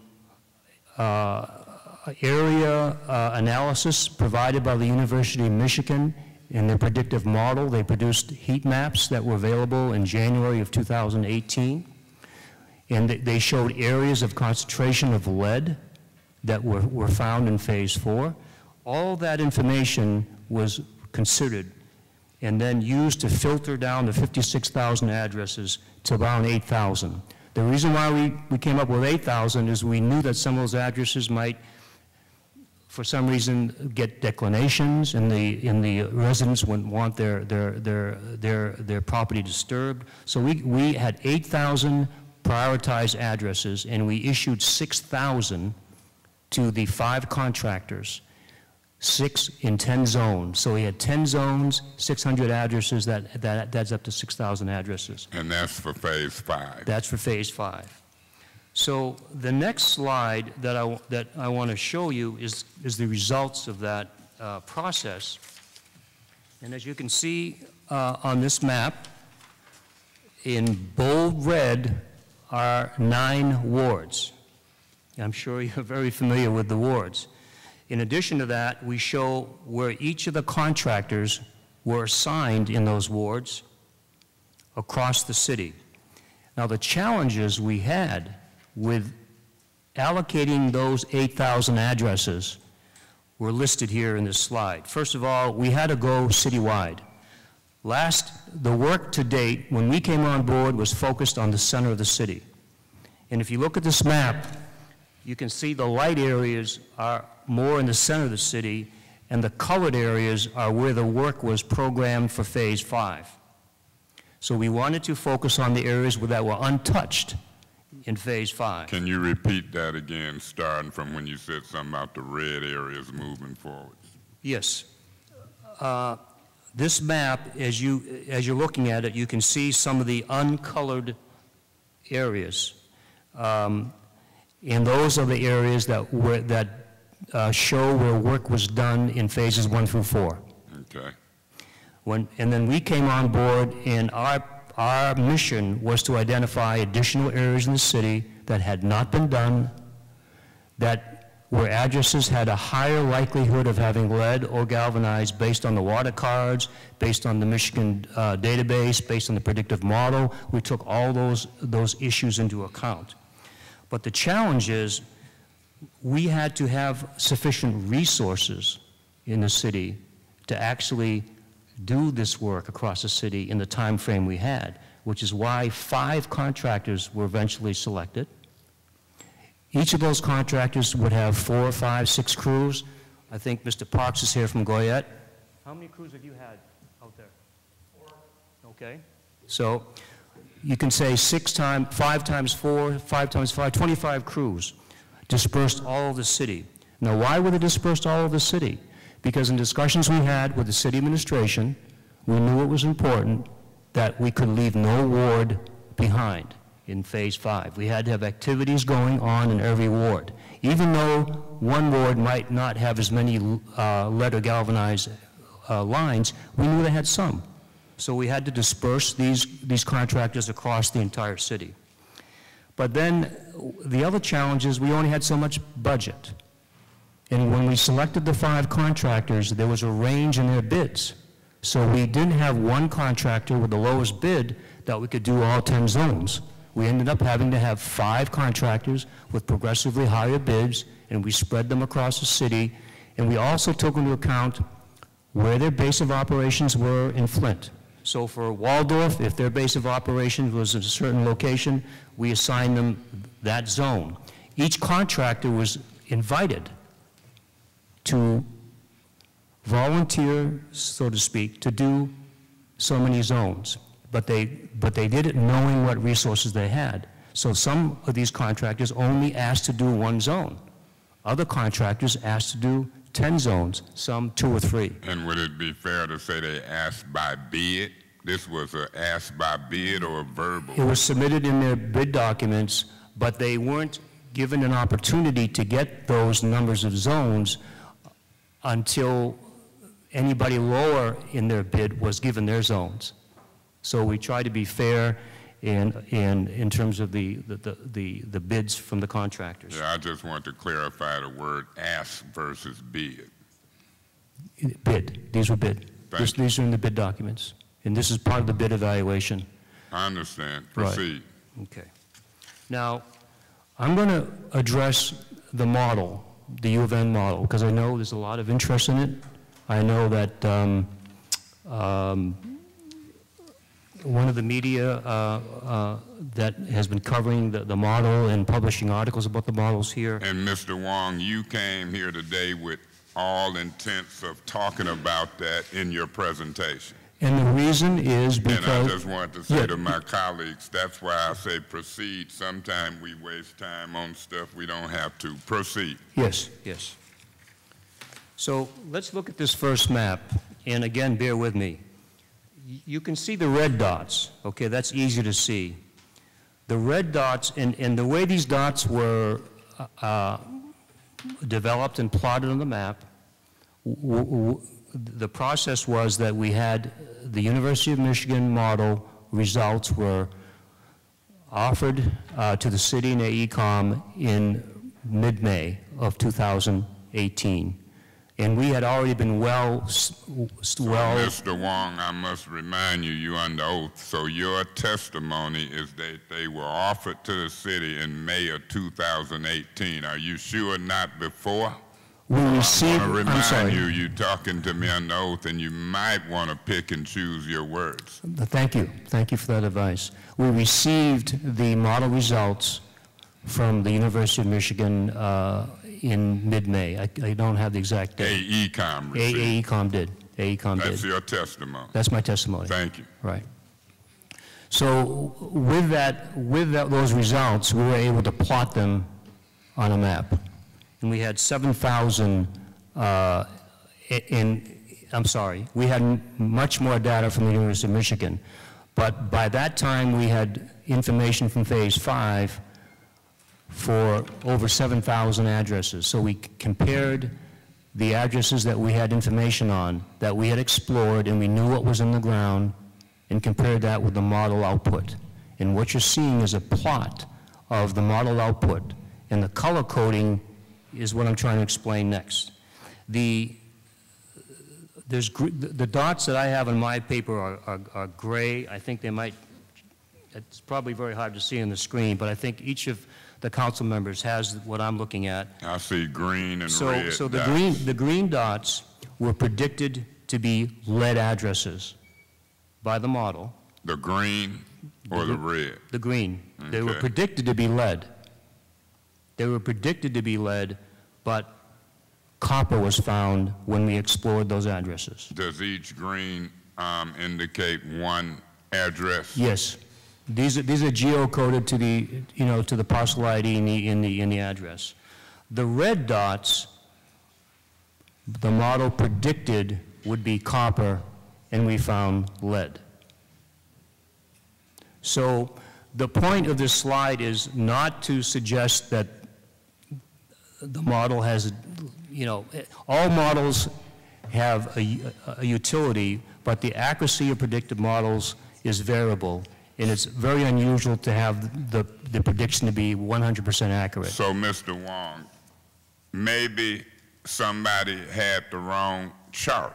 Maybe if the red was lead, the red was meant to be lead and the green was copper. Is it possible that somebody could have had the colors mixed up? No. Okay, Ms. Worthen. I think Ms. Fields is first. Ms. Worthen, you want the floor? If not, I'm going to proceed. Don't tell me who to call on. Are you wanting us to ask questions now or wait until he's done? I said it's up to you. I said at the beginning and told him in his presentation if you had a question, if you stay and listen, but I'm just saying, if you got a question, if not, you're welcome to, then I'll go to Ms. Fields. But Okay. just what you want. So, Mr. Wong, according to that article, it said that the predictive model had a 94% accuracy rate. Is that correct? The 94% is an accurate number, but it doesn't mean what I think is implied by the article. And if I can answer that question technically, I have my colleague here from AECOM who was involved with the data part and the data analysis. Okay. If you want him to answer that, if he may, can he join you? And you must come and identify yourself if you've been sworn in. I don't know who you are. I'm sorry. And if you ain't sworn in, then you can get sworn in, and we'll hear from you if you identify yourself. Are you willing to do that? Councilman, I'm not the technical expert. Okay, then right now, what do you want? I'd like to confer with my client. Okay. You can join him. You a lawyer? Okay, then you the lawyer that's helping and working with AECOM. We'll pause for a minute.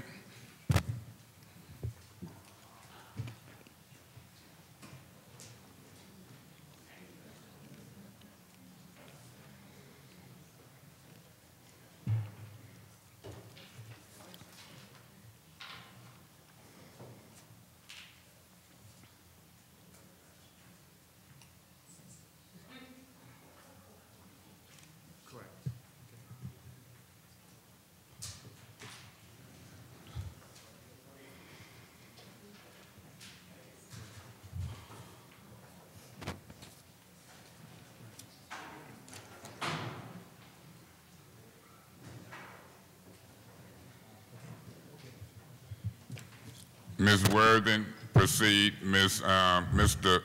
Wong, if you want to, it's you and Ms. Worthen proceeding. Yes. Well, If he want to stay up there with you, he welcome. If that's a lawyer, he welcome. But proceed. But can you identify yourself, sir? I'm Matt Riley, in-house counsel for AECOM. Matt Riley, in-house counsel for AECOM. Right. Mr. Wong and Ms. Worthen, proceed. Point of information. Well, what's your point? Was the attorney sworn in? He don't have to. Oh. Okay, he the attorney. Oh, tell us. Yeah, Okay, that's my ruling. Don't appeal me. Don't appeal me. wait. He don't have to be sworn He in. doesn't have to be. In my opinion. No, we He's not talking, testifying. we watching. Ms. Worthen, Mr. Wong, proceed. Okay.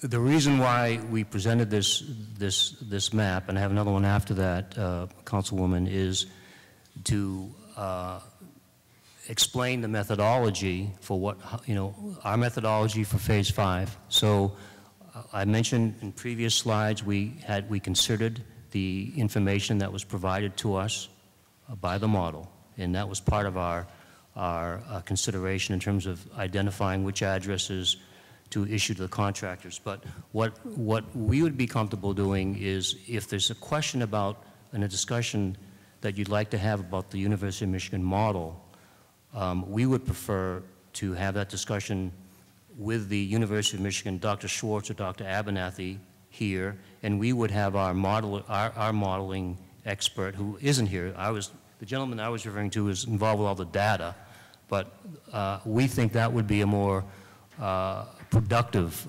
discussion and a way to answer some of your questions.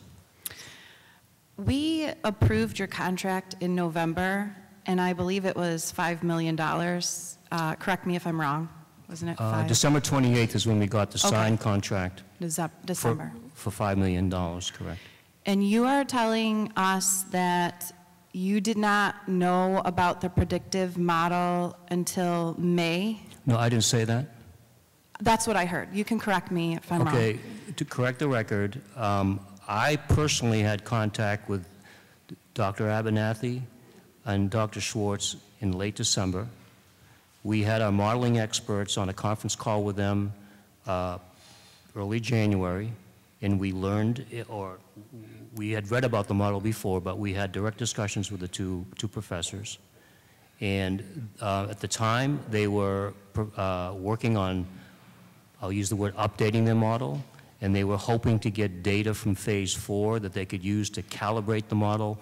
Their model is very sophisticated. It's called a machine learning model. Every time you get new data and you put it into it, the model gets, let's say, better.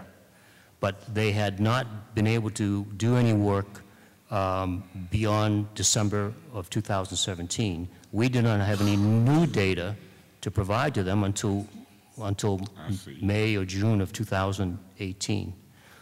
But they did offer, and we accepted, to receive not their model, but the output of their model, which we received in May. And as I said and explained, we took that output, we plotted it, and compared it against our actual field results. And we're just showing the results of that match, the comparison, and we're also suggesting for the non-technical, non-engineering folks listening to this that a predictive model is just, you have to be very careful of how you apply the results. In our case, the risk of going to an address that a model said should have lead, but don't go to an address because the model says it has copper, there's risk there. And so to make a policy decision on using a model to direct where you go and where you don't go, we couldn't make that decision. We'd have to go to the city, we'd have to go to the concerned pastors, we'd have to get all the stakeholders around the table to sign off on a methodology that would be selection driven by a predictive model. I'm saying any predictive model. I'm not trying to be, I think the University of Michigan has done a great job in what they've done. It has some great applications. Okay, so it had a 94% accuracy rate. This is what you're reading, but I don't have Ms. Worthy. I don't. Remember, I'm saying interrupt, ask questions, but courtesy-wise, if they quit questions, let him proceed, then you'll be the first to get the flow in the question period. Proceed. Okay. Well, from what I read, and again, I'm asking you what your thoughts are on this. A statistical analysis submitted to the court shows this year's method finds lead at a worse rate than randomly picking a home for the work. Can you? I can't comment on that because in the map that I showed previously that showed where the areas in the wards were that were not done last year, many of those areas are much newer housing stock built under different plumbing codes and would naturally, not naturally, but rationally have less lead and galvanized. And that's what we had been finding. I understand what you're saying, that there's going to be less lead. However, I don't understand when you said earlier that it wasn't worth the risk of not choosing a home, because this is how I understand the process. You use the predictive model to figure out which homes are most likely to have lead. If they don't have lead, I mean, that's expected. But you do that first and then go to the homes that aren't predicted to have lead. And I guess I'm not understanding exactly what method you used to pick these homes, because you're saying, in my opinion, this is what I hear, is that every home matters, so you just went to any home. No, that's not correct. What I explained was that we had this map from the University of Michigan model called the heat map. It showed an area concentration of where they had found lead. Okay, so the next addresses that we assigned that weren't assigned previous phase included those addresses that were proximate to those hot areas. However, we could not have every contractor and every crew doing just the hot areas, because we had to fan out across the city and service every ward. Now, some wards had more hot areas, let's say, and some had less. But that's a policy decision. It's not strictly a technical decision. The other issue, Councilwoman, that hasn't really been discussed in the media is if you have a block with 10 addresses, and the model, any model says these 6 of those 10 should have lead. So you deploy your contracting crews that just do those 6, and you skip the other 4. And then you tell the contractor, go to another street that has 4 or 5 or 6 or 7. The efficiency of doing that and the time to do that has to be taken into consideration. And our role as program manager was to organize, manage, and produce the amount of work that we committed to do. So we took into account some of your concerns or those concerns, but it's not practical to believe, it wasn't practical to just use where the model said we should explore first. So, Ms. Worthy. I have one more question, if that's okay, because I'm given latitude. These interruptions will be quick, like for us, points of information to let him keep going, not the long ones, but I guarantee you after his presentation, I'll get into the long ones. After you ask your last question, and I'm cautioning this council, let these be the quick point of information, let him get through, then I'll circle back. You got one more? I see Ms. Fields. Proceed. Okay, so I do want to understand, because it said there was a 20% success rate this year of finding lead, and it said the model estimates that more than half of the remaining 9,000 digs will uncover hazardous pipes. So they're saying we found 20% out of, and it should have been almost half. Well, unfortunately, I can't comment on the data you're reading to me, because we didn't produce it, number one. And if there was any information that was used for that article, it was probably, I'm not sure when the article was printed, but it was probably sometime in the summer. And we have a lot more data now that, and so if you redo those calculations, I'm sure the numbers will be different. But I can't comment on those numbers, Councilwoman. Okay, I'm trying to get you through this presentation, but I used to play football. I've seen some movement. I got peripheral vision. Who was that, Mr. Guerra, Ms. Fields? I thought I seen 2. See, you didn't even know I seen you, did you? I was a football player, peripheral vision. I'm gonna start with you, Mr. Guerra. But I said Ms. Fields. I didn't know it was you, so Ms. Fields. His presentation basically only has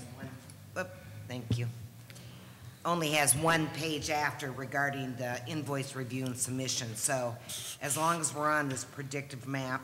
Well, I want them to be quick points of information. Don't be too eager. If you watch Senate hearings, we let them make opening statements. We try to be quick clarification. So I'm listening to what you say. So let's see if I say Can I proceed. ask my questions or not, Mr. Mays? I'm listening. Proceed. Okay, I had asked, Questions, proceed. I'll see. do you want to talk, or may I talk, Mr. Mays? Mr. Guerra, proceed. Point of order. I'm not finna argue with you, Kate Fields. Point of order. Mr. Mays, you can't keep I'm interrupting over Mr. Metcalf. Point of order. Point of order. You're not gonna keep arguing with me as I clarify what this Point of procedure is order. doing. Point of order, Mr. Mays. Mr. Metcalf, if they continue, 2 people or 3, if they want to voluntarily, will be gone. What's your point, Ms. Worthy?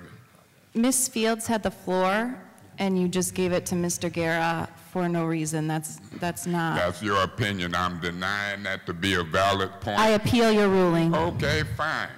It's an appeal of the ruling of the chair. And so what's going to happen, you're going to find yourself getting walked out. Is there a second? Is that a threat, Mr. Mays? Mr. Metcalf, I want her gone. There's a second. I want her gone. That would be Miss Worthy, and it's going to be Miss Fields next. They're not going to keep up here making personal attacks, interrupting, being rude. And so remember, if I order her gone and you don't move her, is we going to have some race discrimination, different treatment orders from the chair. Because you sure walked right up to me. So I'm asking you to walk up to her. And I'm going to let this appeal go. You know our appeal process. I appeal your decision. Beg your pardon? I appeal the ruling of the chair. What is you talking about? It's an appeal on the floor already by you. And I have another one. Mr. Metcalf, do you understand what's happening here, Ms. Worthen? You ain't finna run this meeting and you ain't gonna interrupt it. And Mr. Metcalf, I'm nice, but I'm this close to asking you to remove her. If you don't, my lawsuit gonna be more. Now, I'm not playing with y'all. Not playing at all. Ms. Fields seconds the appeal of the ruling of the chair. This appeal has to do with a point of order. I denied her point. This appeal has to do with me asking that she, I think, be removed. And Ms. Fields, when she went to arguing with me, I went on to Mr. Guerra. The only arguments is going to be in an appeal. It ain't going to be no back and forth show. And so I want that's what this appeal is. It ain't going to be Worthen, it ain't going to be Fields trying to make this chair and this procedure look like a clown show. So y'all can continue to support it. Mr. Guerra, Galloway, Herb is gone. And we're going to proceed. We're going to let him do his presentation, and then we're going to ask the long questions. Any discussion on this appeal? Ms. Fields, I see you, I see Ms. Galloway. I have no problem with a democratic process, but in a minute, Mr. Metcalf, I'm going to test you to see if you remove them like you did me. And I'm not talking demographics and who's who. I'm watching for the similar or same treatment or the different treatment for the same or similar conduct. Proceed, Ms. Fields. This appeal is because every time you gave me the floor and I tried to speak, you interrupted me. Not once, not twice, but 3 times before Ms. Worthing finally called a point of order. You cannot give the floor to someone and then interrupt them consistently when they try to speak. So I kept asking you, may I speak? Do I have the floor? And then you thought you would use that as a reason to skip me and go on to someone else. I am about to ask for a vote of no confidence for you as a chair. You need to follow the rules. You need to quit interrupting people. When you give someone the floor, let them speak. You are silencing our voices through your tactics, and it's not acceptable. Now, there's important questions we have to ask, and I have some very important questions to ask AECOM, multiple questions. But I just made the comment, there was only one more page of his presentation, and that was to do with invoices. So I wanted to ask my questions about the predictive modeling and where they're working before they got into invoices. And then you kept interrupting me. So I believe no one should be removed from the meeting except possibly you, Mr. Mays. Who is next on this discussion? Ms. Galloway, Thank proceed. you, Councilman Mays. Councilman Mays, I just want to say, as the chair, you've opened the door to questions. And then when the questions are being brought forward, you're stating that you want them to have the ability to finish their presentation. I would be okay with them finishing the presentation if it meant that it would eliminate what we're experiencing up here. I agree that you did interrupt Ms. Fields, and maybe you didn't like the tone, that could be, but she simply said, "Can I speak?" And in your authoritative role, you decided to take the floor from her and give it to Mr. Guerra. And so, as you know, as the chair, that isn't appropriate. There wasn't anything that she did. You did recognize her, and so I'll be supporting this appeal. Well, that's good, and I would say this. If these two ain't removed, that's fine, but let's get the facts straight. I made it clear. Quick questions like point of information, let him proceed and finish his presentation. But you can interrupt him, just like they don't want to be interrupted. I'm sure he don't either. But I said council people can interrupt. Ms. Fields stated on the record she had a bunch of questions. Or not maybe the word bunch, but she had questions. I said, okay, let him finish his presentation. Whether they about the predictive model or invoices, let him finish. This ain't the time for the long questions. And so I got the right to prioritize the business. The priority was him finishing his presentation, not her questions. That's my duty. And I asked it. And then she went to arguing with me after she told me she had more than one question on the predictive model. I'm telling her, let her finish his presentation. You can ask him. I say, you can go first. She telling me about interrupting. My duty is to keep the priority of the business, not to let it go haywire. And y'all missing that. So I'm entertaining these appeals, and whatever y'all vote, right or wrong, it's the democracy. But I know what I'm doing. I done been attacked trying to keep the priority of the business. I'll do this all day long. It's on you. But I'm not going to do this all day, and they're not going to be telling me when to keep them on track and how to prioritize the business, and you can rubber stamp it if you want. But I just ain't buying it. And we'll do it every time. And we can do this. And then that's how they learn the other council. That's why some of y'all sitting here. Because the public can see. The public can see y'all making attacks on me. The public can see that she talking about interrupting her, you're interrupting him. These are some quick questions. These ain't the long questions just because she says she got to leave at a certain time. She want to change the flow. That's my view, and I ain't letting it happen. Mr. Winfrey said he had to leave. She says she got to leave, so she being slick trying to do something before it's time. That's what's happening, and you don't know it. I don't know if you know it, Mr. Guerra. She done already come and asked me and told me what time she got to leave, so she maneuvering to change how this hearing is going, and y'all allowing it, and it's embarrassing.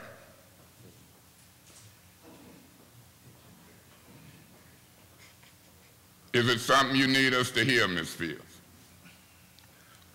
And so I'm telling you the truth. You don't actually hear much, Ms. Fields, you want the flow again, you get twice. Because you're not going to keep interrupting. That's why I keep saying it. You say, Mr. Chairman, you asked to get the flow. That's what this appeal is about, because you was steady arguing with me. Now you just done did something wrong. You can't sit and listen. I can sit and be called a bully, personally attacked by you, and I can sit and be quiet. Y'all missing that. Ms. Galloway, you missing that. Y'all got blinders on. I don't care how you vote, but y'all gonna discuss an appeal and I'm gonna discuss it. I know politics, I know personalities. She said she had to leave. She always gotta leave. They ain't never here. So don't get me to telling folk. I'm not gonna act sedity because it's a hearing. Point of in cameras. information. What's your point? What is that relevant to? It's relevant to personalities. Did that answer your point of information? Well, you asked it and I answered. You might not accept the answer, just like you might not accept his, but that's the answer. That's the answer you get. That's the answer you get. I don't care you don't like it. It's relevant. Personalities and people is relevant. And if y'all voted right, this would have stopped a minute ago. Any more discussion on this motion? And if it ain't no discussion, I'm gonna repeat the motion. Those who have been warned that wanna argue and believe that I'm not gonna keep the priority of the business is mistaken. The priority of the business ain't her questions that she said she had many of. I interrupted and said, let him finish his presentation. You can do them later. That's what I did. You can shake your head where you wasn't in your seat. So that's my intent. And I'm gonna continue to do it, Ms. Galloway. Ms. Galloway, what's your point? Mr. Mays, I walked away from my chair for a second, but you didn't say, you may have said let him finish his presentation, but that's not the action that you followed with. You took the floor from Ms. Fields and said, Mr. Guerra, you have the floor. So you didn't give it back to Mr. Wong, which if that was where you were going, okay, but that's not what you did. You showed that you had the authority to take the floor from one of your colleagues and give it to the other. And that's what this appeal is about. It was not right, and so that is, again, not what you did. You didn't say, Mr. Wong, continue. You said, Mr. Guerra, you now have the floor. Miss Galloway, I get a flow to her. She argued, you right, I took it, proceed with Mr. Guerra. Just like with Ms. Worthy, and I'm a fair chair. I said, keep your questions short, let them finish, proceed. I'm gonna go back to her. If she wanna argue, I'm going to Mr. Guerra, I'll come back to her. You can't predict what I'm doing. I'm a fair man. Now I know what I'm doing. If you go to arguing back and forth with me, I'll say, proceed, Mr. Davis. I ain't gotta sit here and argue on public in camera. So the appeal is whether I want her removed for that. The appeal ain't me giving the floor to Mr. Guerra. When I told her to quit arguing and she kept going on, then I gave the floor to Mr. Guerra. I ain't gotta sit up here and look like a spectacle arguing with folk. If you gonna argue, Mr. Guerra, I'm gonna recognize you.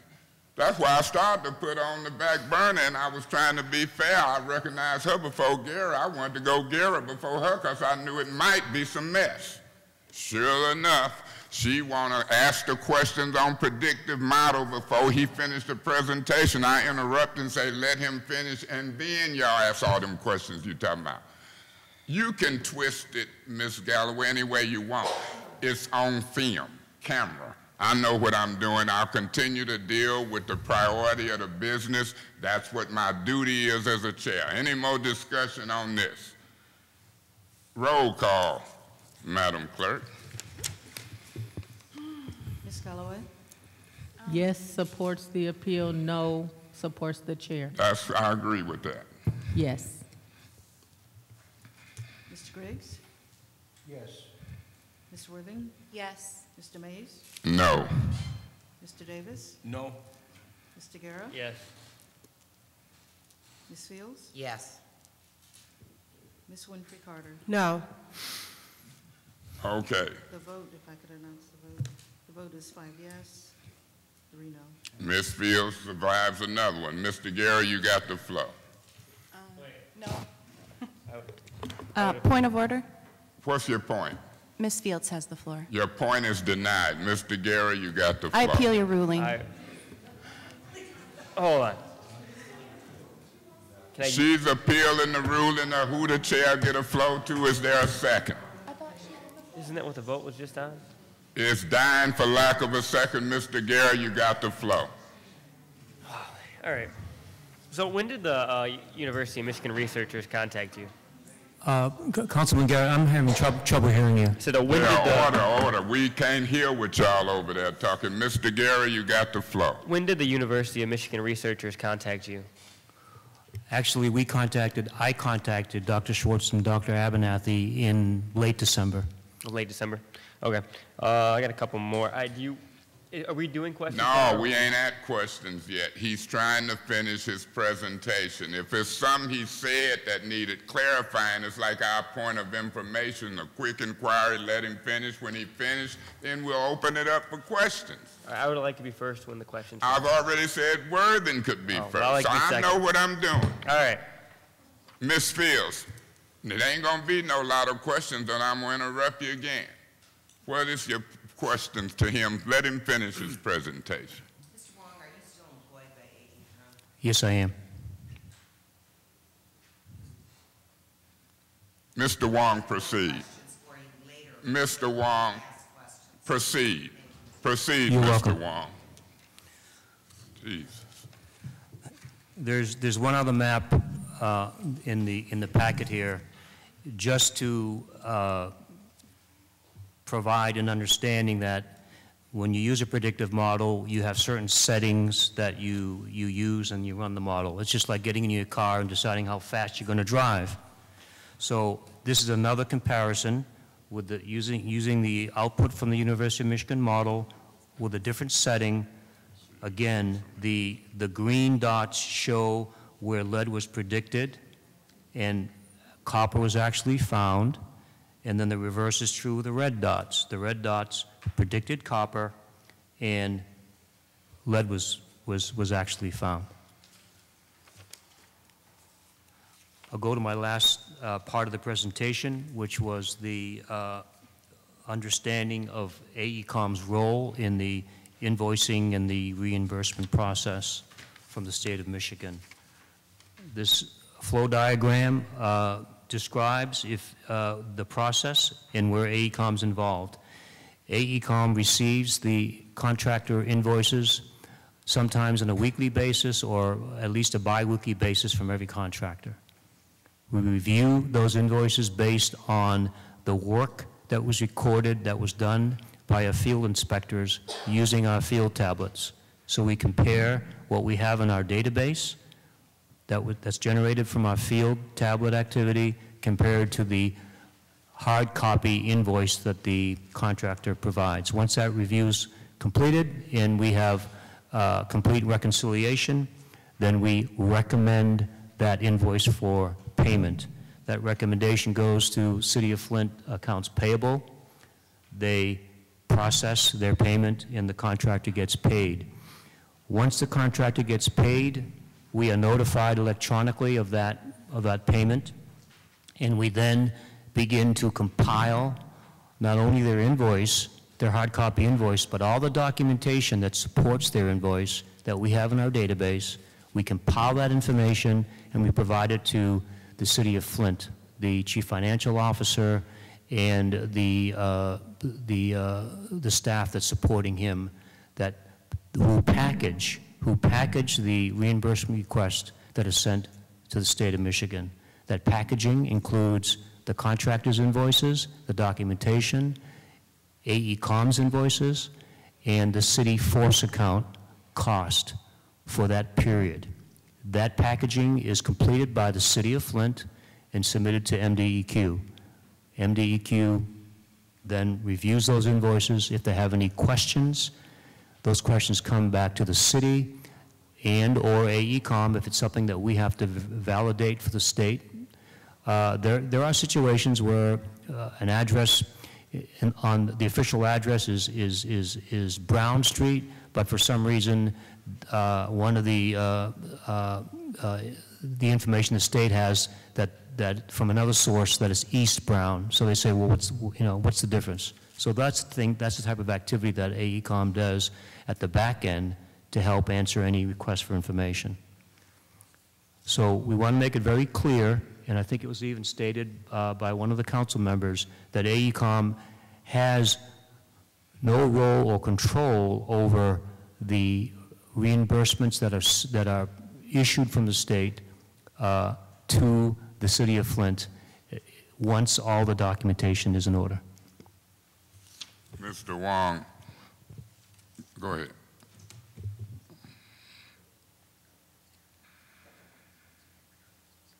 Oh, I'm sorry. Yeah, I'm sorry. Yes, we have our budget administrator here. If there are any specific questions in detail, LaTanya Turk is sitting right here in the second row, and she works very closely with the city of Flint on all these matters. Yeah, I do want to probably hear from LaTanya Turk. Before you complete your presentation, the question I asked, you say you have no something with the state, but you did do the project plan. And so even though you're testifying as management as it relates to phase 5, the scope of this hearing has to do with the flow of money from the state to the city, which would also include the project plan. So I hope that y'all prepared to answer questions as it relates to that. Before we proceed, so is it your testimony that nobody from AECOM deals directly with the state, that would be the city, or is that a question for LaTanya? I'll attempt to answer that question, Sure. Councilman Mays. It's not accurate to say that AECOM doesn't have any contact with the state. Who in the state do you have AECOM have contact with? Well, my experience has been mostly with Eric Pocan. Eric Pocan. What department is that? He's the Michigan Department of Environmental Quality, MDEQ, and his role is to review, one of his roles is to review these reimbursement requests from the city for phase 5 for the service line replacement program. And so LaTanya would have the most contact with Eric Pocan. Is that a fair statement, or you can testify to contact with Eric Pocan? I can testify to the contact I've had with him. He's called me and said, Alan, I have a question about an address, or could you look into something in your database? And we comply and provide the information to him. Because you know there's been some discussion about incomplete information flowing from the city to the state, and the state is saying until we clear up some of these incomplete things, we're not going to release or reimburse. Can you allude on that?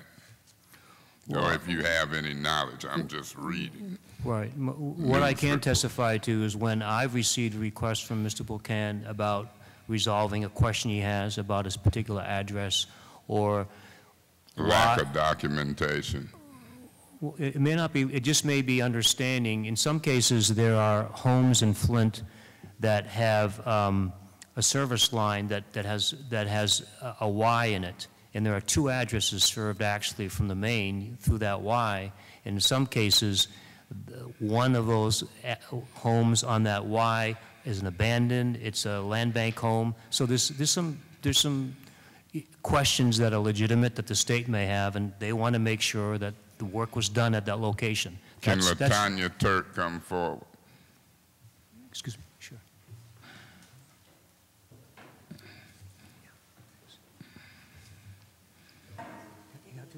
Mr. Wolf, you need a chair. Y'all need 2 more chairs. RL, is it somebody can get 2 more chairs? Somebody, anybody. Mr. Chair. Ms. Turk. Yes, You've been listening to Mr. Wong, I have. and you've heard what he just said as it relates to you have some contact and he has some knowledge. And it's the knowledge that, the communications you heard him say so far here in this hearing accurate, or is there any corrections you need to make or elaboration? I can only speak on my communications with as far as the responsibilities that I take care of. That's what I can address. I cannot address the number of times or the interaction that Mr. Wong has had with Eric. Okay. Mr. Wong, does that complete your presentation? Yes, it does. Councilman Mays? Ms. Worthen, you've got any questions for Mr. Wong at this time, or LaTanya Turk? Okay, thank you. Ms. Turk. Ms. Turk. Point of order. What's your point? Are we taking questions at this time? Are you calling on people to ask questions, Mr. Mays? Miss Worthen, yeah, and you was the first. I said you would be. You say you didn't have none at this time. Now you asking a point of order. Are we asking? You turned it down just a second ago. Now I'm proceeding. And so what's your, does that answer your point of order? Yep. Yeah, well, thank you. Ms. Turk, Yes. do you have any opening statements? Can you identify yourself, say who you work with? Hi, my name is LaTanya Turk. I am the Phase 5 Budget and Documents Controls Manager. I am a sub-consultant for AECOM. I work for E-Holdings, Inc., directly. And I brought you up at this point because your name came up. Ms. Fields, do you have questions for Mr. Wong? I know what I'm doing, Ms. Fields. You over there lobbying and talking to Mr. Guerra. I said I'd go Worthen. She said she didn't have none. Now I'm calling you, and you over there fussing because you didn't know you was finna be called. Ms. Fields, proceed, and we'll try to see what we can do. And but before you start, Ms. Fields, you might as well, this is important because if you try to act like I can't keep it on the scope and deal with priorities and authority, Mr.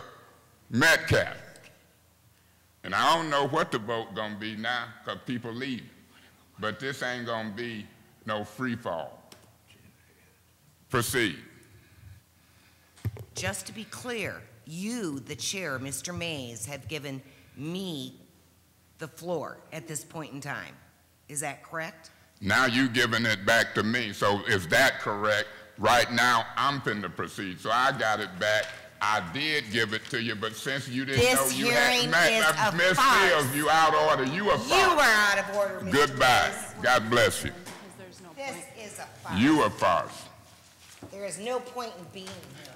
Then good. Then resign. Don't represent the people of the Fourth Ward. You and Eva Worthen resign. I would ask that this recess. I'll ask for a recess without objection. No, I'm not. 1, 2, 3, 4. Let them leave and break up the quorum and then see what Ms. Galloway do. You know we got elections for officers in November. This is the most absent crowd. 35 absences, 16 or so absences. Ms. Galloway, you coming or going?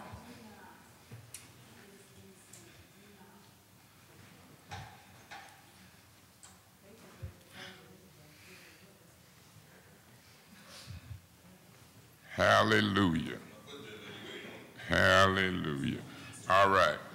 So, Ms. Fields, Mr. Metcalf, can you come and remove Ms. Fields and Ms. Worthen from disrupting this meeting? Where is Officer Metcalf? Can you escort her out?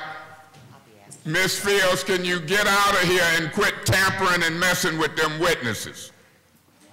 I want her out. Do it on your own, Ms. Fields. Make yourself proud. Make yourself proud. Mr. Mays. Ms. Galloway, if you ain't sticking around and you back and forth, don't get bits and pieces. Mr. Mays, I stepped away for a reason. Okay, so are you here now? And if you're here, I'm not recognizing you. I'm trying to proceed. Order in that back room. Miss Metcalf, go see what's happening with Worthen and the city attorney in the back room. We ain't gonna be arguing with her and Kate Fields. They got the biggest absence of everybody and gonna try to disrupt this hearing. I want them out. Miss Worthen, do it on your own. Make yourself proud. Thank you. Mr. Guerra. All right. So,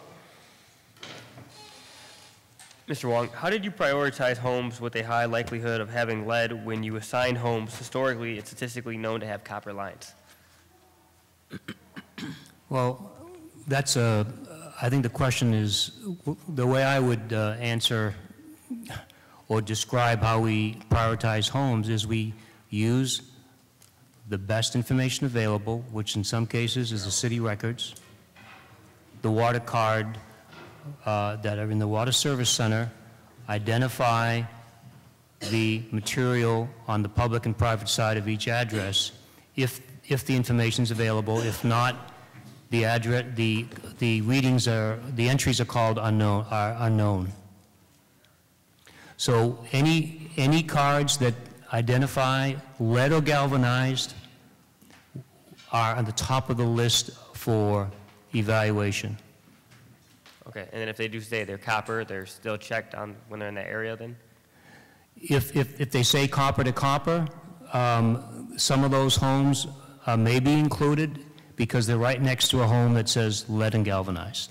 Okay, so all right, and then what do you think the best model is to use?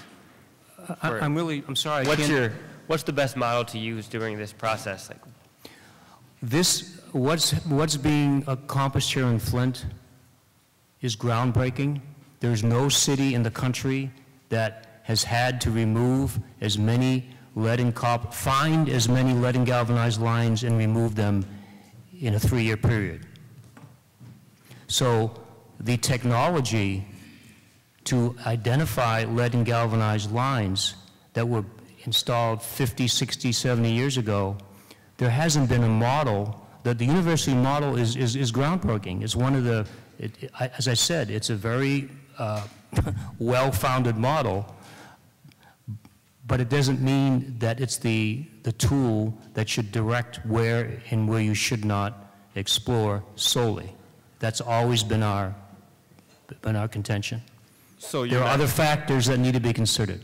So what model, you say you would not be using any model right now, you're just going off of kind of where the cards are saying the lead galvanized areas are? Would you repeat that question? I'm sorry. So right now, you're just kind of going off where the lead galvanized areas are according to the cards and the city records and not using any model? No. As I said earlier in my testimony, the heat map that was produced by the University of Michigan was based on their predictive model that was developed and used in mid-2017 to produce the heat maps. Those heat maps represent where the model is identifying the homes and the addresses that are more likely to have lead. And those heat maps were examined and taken into consideration when we assigned addresses. I've said that. It's in my testimony I made to the federal district court, that the heat maps were part of our database that we used. So you would say that's your most accurate tool on finding them would be the heat maps? No, it's one of the tools, because it just as I showing in this presentation, the model's not flawless. Any model's not flawless, and so you cannot just make a decision on who gets service and who doesn't based on any model, especially in the situation here where you have public health risk involved. There has to be other rationale used to plan the program. Some of that information came directly from the city, from the Public Works Department, from their crew's knowledge of what they've seen in the field with their own eyes, which is much better than a model, because if you see it, you believe it. And so a lot of our planning took into account information that was provided by Mr. Binsick and his staff in their experience. So we're not here to say there's only one way to select an address. We use all available information.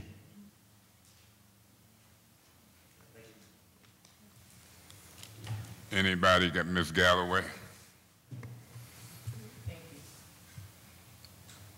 Mr. Wong, and I know that you, your company is working on phase 5. In looking at the information that you provided in your spreadsheet here. Mm-hmm. You gave us the to-date figures. As of You November gave us- 1st. As of November 1st. I As think. of November 1st. Yes. Yes. You gave us the 2018. And one of the questions or the disparity, if that's the correct word, there was a concern that in 2017, there was a 70% rate of identifying as opposed to in 2018, Right. we're looking at about 20%. Correct. What is the difference in the methodology that was used in 2017 as opposed to 2018? Okay. There wasn't, I don't believe the methodology is the answer for the difference. The difference can be explained by an analogy of a fruit orchard, and you have apple trees that are well fertilized and they have an abundant crop, and you can go to that location in an orchard and pick all kinds of apples.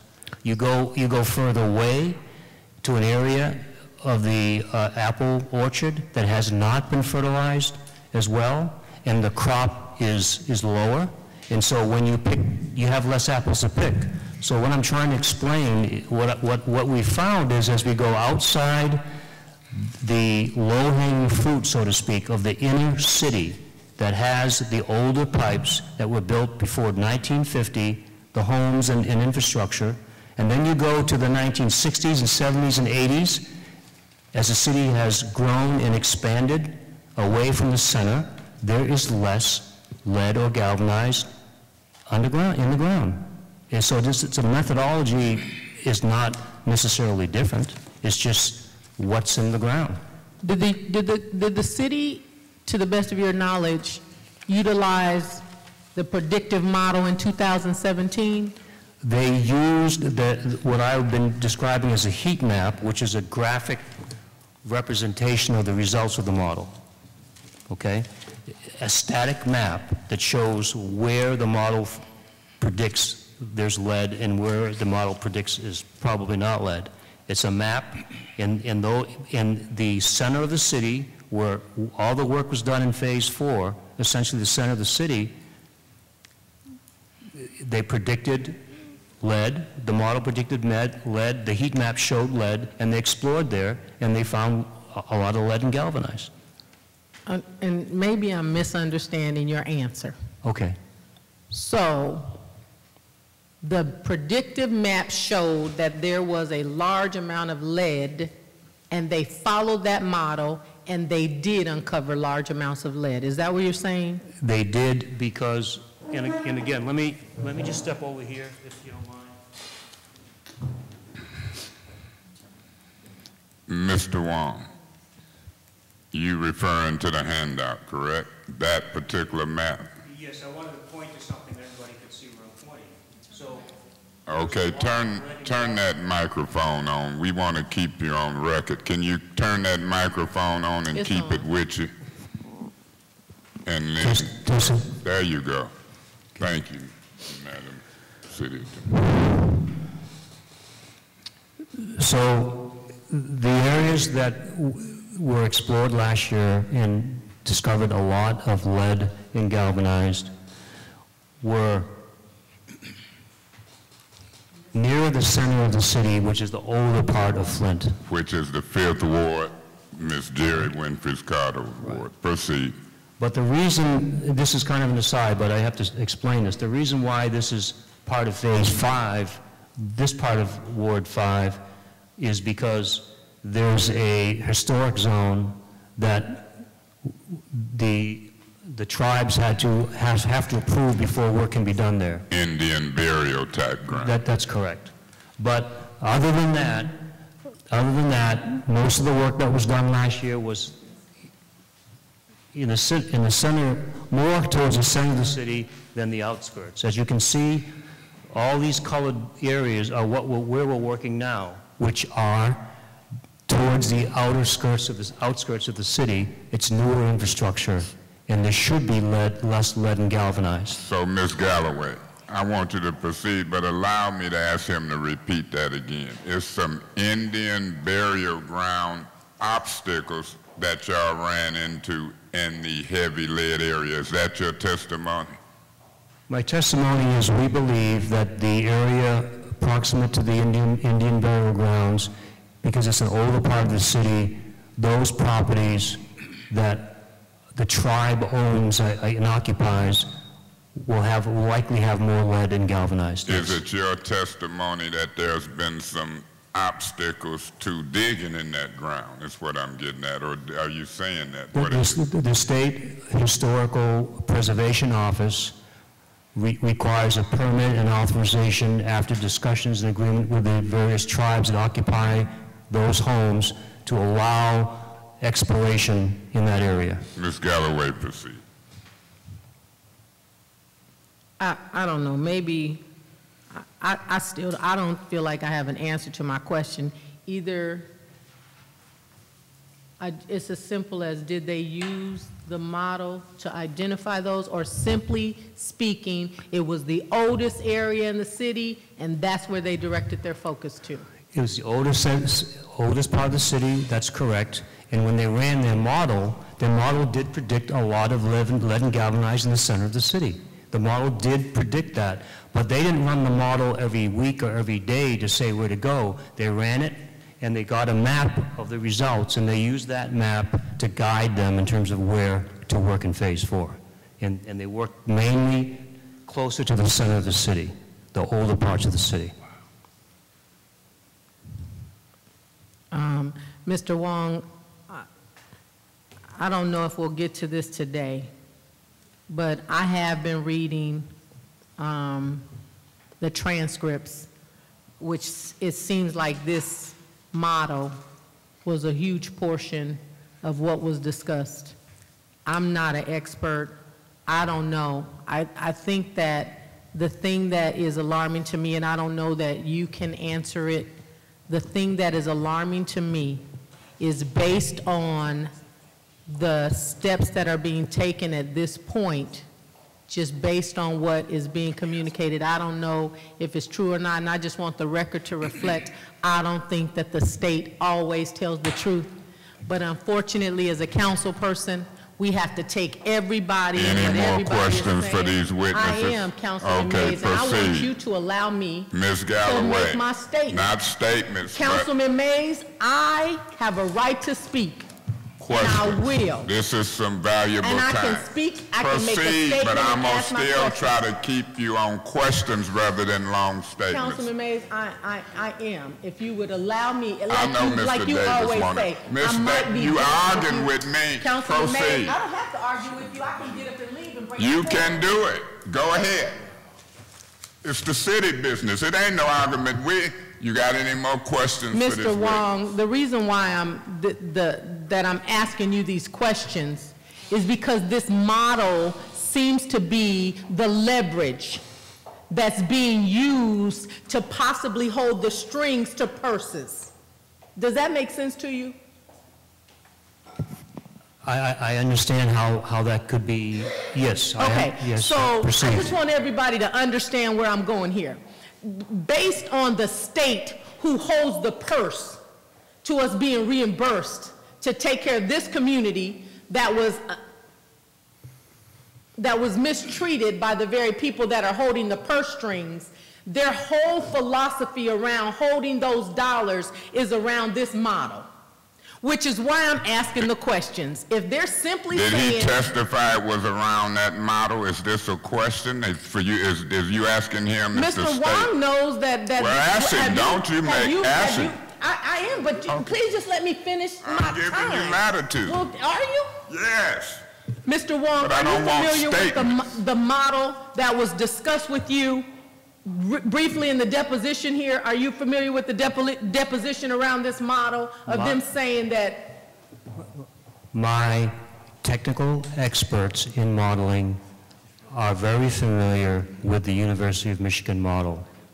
And as I said, we started discussions with them back in late December, and they explained what the model did and so forth. And we looked into it, and we understand what it can do and what it can't do, and understanding the risks that the city takes in deciding where they explore and where they don't explore, and the risks that the residents have if their house is not explored. Right. And to say, because this model is the justification for not looking at your home, it can be a consideration, but it can't be the only one. Correct. It can't be the only one. And is it safe to say that the state is making it appear as though this model should be the thing that the city is using in making decisions right now? I'm sorry, I wouldn't want to speculate on that. Okay. So they haven't said anything to you about this model and what we're currently doing and what we're currently uncovering that doesn't relate to this model? What I do know from personal experience is the media has described this model. In the depositions, hearings that I've had with the NRDC, they've brought up the model. So I can be factual that there's various different groups that are citing this model in asking about it. I'm sorry, I'll be better prepared next time. I wish I had highlighted it in here, but they talked a lot about this model. Maybe I'm misunderstanding. And so, no, I have no further questions. Mr. Davis. Thank you, Mr. Chair. Mr. Warren, I got a couple Before you start, questions. Mr. Davis, Ms. Galloway, all I'm saying is at the conclusion, we gonna make statements, we gonna reach conclusions, we gonna do that. But right now, let's try to get the best out of this group in the form of questions, and then we gonna make statements, conclusions, I hope. That's all I'm doing. I'm meaning no harm. If people want to leave, that's their business. Good to see you here. Mr. Davis, proceed. Thank you, Mr. Chair. Mr. Warren, I'm a former historic district commissioner with the city before I became a council person. And I'm quite familiar with the historic, let me use the word sites, such as Carriage Town, where the Indian burial ground over by Elvis Stadium. But also, are you aware that over in the 2nd Ward, that is a historic district where the housing stock over there is averagely built, not average, they were built in 1916. Now, to me, that would be one site I would really consider looking at, but I noticed the site being the 5th Ward is in the heart of downtown Flint. Is something wrong with that model if you don't have nowhere in there, and this is one of the first neighborhoods in the United States, Civic Park, I'm being Pacific with. 2nd Ward, Flint, historic neighborhood with the National Historic Register and sign right in the heart of it. Questions? Yes. Proceed. Okay. For that not to be one of the main places to be replaced, Fire Hills, the service line, as well as all of the demos and the shrinkage that's taking place, the disturbance of lead and galvanized pipe with land bank demos. They done took down much as $2.6 million twice over in Civic Park. It's sparse fire is the neighbors over there. I'm very concerned of the safety. And what is your percentage after you change your lead service line of the percentage from 100 to 0, the safety of the water after that little patch of service line has been changed? Is it 100% safe, or what caused it to be? Because what happens is... Question, I'm waiting for a question he can answer, okay, and I'm getting confused. The safety of the residents over in the 2nd Ward is a historic district. Now, I know they're shrinking or consolidating that ward. The question would be over there, because there's not that many people to keep a flush water system over there. Do you see the demos y'all doing, I mean the service line replacement, making any time, period, that water safe to be ingested over there. I'll leave it there. In the historic district. Well, I'm not going to refer to the historic district because I just can't speak with knowledge about that, but the industry standards, if you will, regarding the safety of ingesting water that has been previously provided to the homeowner through lead or galvanized lines. That safety is improved if you remove the galvanized in lead and replace it with copper. But there are other risk factors which would include the material of the water meter, the material of the in-home plumbing, and also just the protocol of the homeowner. Do they flush their line for 5 minutes when they get up in the morning because it hasn't been, the system hasn't been running for all evening? These are general protocols that I think have been conveyed through the public information program. The core that was paid by the state of Michigan last year spent over $1 million, or had $1 million budget for community engagement and information. And some of the information they provided, I'm not sure about Ward 2, was along these lines. But to answer your question, unless you do a complete change out of the home in plumbing, there's always some risk. Very good. One more short question. Concerning the houses with the water currently shut off but occupied, the service line replacement program, does they replace them homes as well? Because I'm thinking the water's continuing. If this is a crisis, that water need to be replaced. Let him answer the question.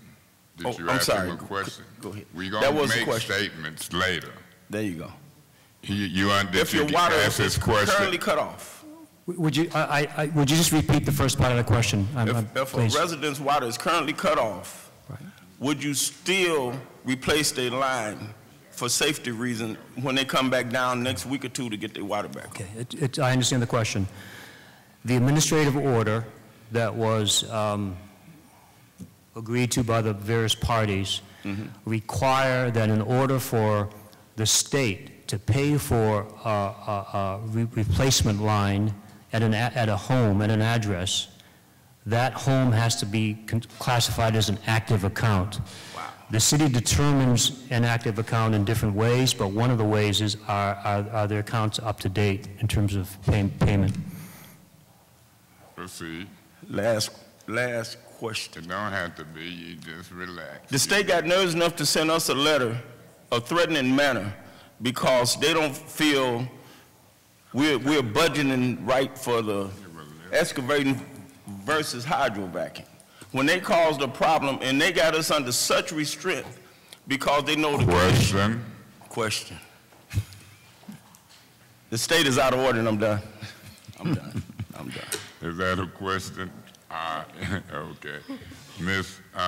Winfrey Carter, we're going to make conclusions and statements once we draw as much as we can from witnesses overall. And I appreciate your indulgence with me, Mr. Davis and Ms. Galloway. Ms. Winfrey Carter. Thank you, Mr. Chair. We'll be leaving before you start. I'm going to interrupt you. We got a member got to leave at 7:50, I'm hearing, Mr. Guerra, and you can see some members has left, and so that will effectively give y'all an idea about when we might get out of this hearing. For this day, Ms. Winfrey Carter. Mr. Wong, okay, so you said that in the center of the city, which is Ward, I'm wondering how many lead lines have currently been changed out, and then how many do we have left to change? And I do understand about the tribal, yes, because I was told that. Right. So I'm just trying to get a good idea of where we are in the Fifth Ward, because I've been getting calls from my constituents. Okay. Well, Councilwoman Winfrey Carter, we have those statistics. I don't have them with me. Okay. Would it be acceptable if we provide that information to you after the hearing? Yes, I would appreciate it very much. I just want to make sure. Oh, yeah, can you take a note? Yeah, thank you. Thank you. So let's clarify for the record, what material will be provided not only to Ms. Winfrey Carter, but to the council as a whole? What is the request, Ms. Winfrey Carter? What is the agreement that you will provide? I want to find out how many of the lead lines have been changed In Ward 5. in the center of the city, which is the Fifth Ward. Okay? And how many are remaining to be Yes, replaced? how many are remaining? And provide that not only to her, but to the whole council. We would appreciate that. Thank you. And if you guys are waiting on something back from the tribal, did you submit a letter or try to get consent? I have to ask my colleague, Mr. Tharp, Have you been to answer. sworn in? He has. Okay, come on and identify yourself. That attorney, see, he gonna let you use his chair because we gonna treat y'all best as we can. He might have no work to do. All right, go ahead. Mr. Wolf, we might not have no work for you to do, but you still. No, we do have some, but not yet. Thank you. Go ahead, identify yourself. My name is Ed Tharp, and I work for AECOM. I'm the assistant program manager for the project that we're talking about. AECOM has provided or has sent an application to the state to work in the what I call the SHPO zone, the State Historic Preservation Office zone, which contains that Indian burial ground that we're talking about. They have given their approval, and we have contacted all the tribes that are potentially involved and explained what we are trying to do or what we're planning to do. And to this date, we have not gotten any response back. It's my belief that next year we will have to proceed with doing that, notifying the tribes ahead of time that this is what we are planning to do starting on such and such date. They have had ample opportunity to respond and then proceed to work in that zone. Okay. And if I'm not mistaken, I'm thinking this is like Carriage Town and that area over by Atwood Stadium. Yeah, I think I can't answer to those specifics. I can say that at one time the historic preservation zone was much larger than what it is, and this past year they have reduced it because of other information that they have gathered. And at this point in time, the last time we checked, there were 140 total residences in that particular zone. Of that 140, there were 104, I believe it was, that have active water accounts that would make them eligible for the replacement program. How many did you say? I believe it is 104, and again, that was at the time when we started this process with the State Historic Preservation Officer and so forth. So this is in the tribal. That is correct. Okay. Thank you. Okay, this is my questions to you guys.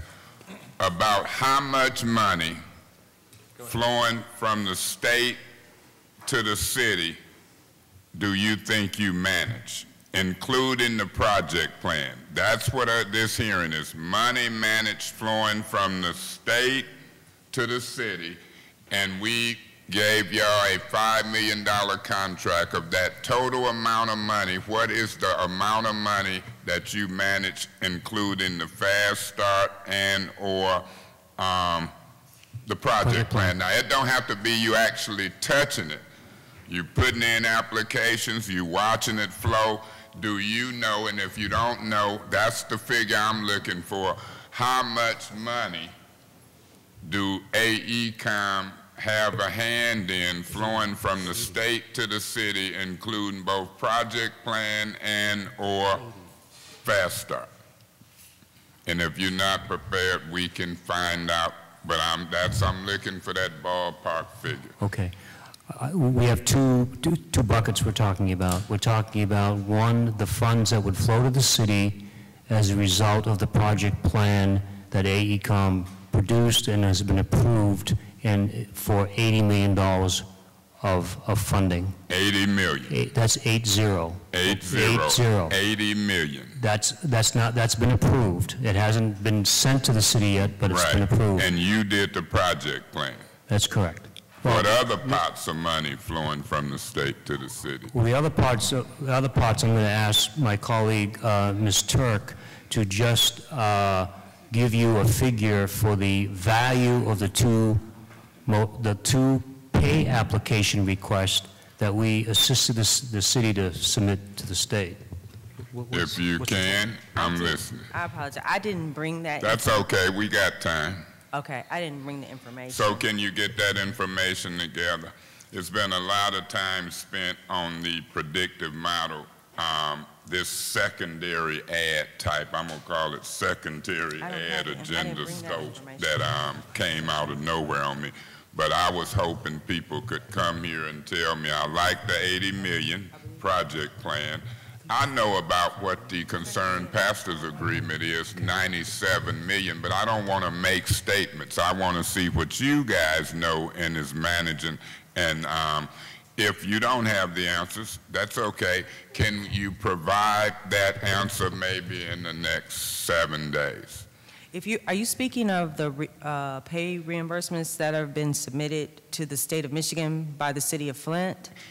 Any and everything that you're managing. My understanding is that you're managing the Fast Start program. I know, what do you understand my question to be? Well, my role, I can tell you what my role is in that process. I don't directly deliver any invoices or anything to the state of Michigan. It's my role, the support documentation is my role for the City of Flint contractors. Okay. I provide the documentation that's necessary to submit. I do not package the pay disbursement to the state of Michigan. So if documentation wasn't proper, it would come back from the state through the city to you? And if it's involving the City of Flint contractors. Okay, and how much of that have you experienced? Has it been a lot of that? You have to straighten out paperwork, and if so, how has that been working? Well, we currently have 2 invoices that have been submitted to the state of Michigan. I don't have the dollar values. The first... I'm going to want the dollar values. I can get that to you. Within the next, hopefully, 7 days. Okay. Okay. The first pay request has gone to final review.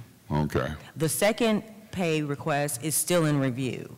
So the reason why I can't give you the dollar figure, because if there are going to be any adjustments made, then after the preliminary review, it goes before another person at the state for a final approval. And then there's a... So you don't know if it's 10,000, 700,000, 3 million. You have no idea at this time. Right. Remember, the city of Flint would have that. Absolutely. The city of Flint would have that information before I would have it. Your answer is your answer.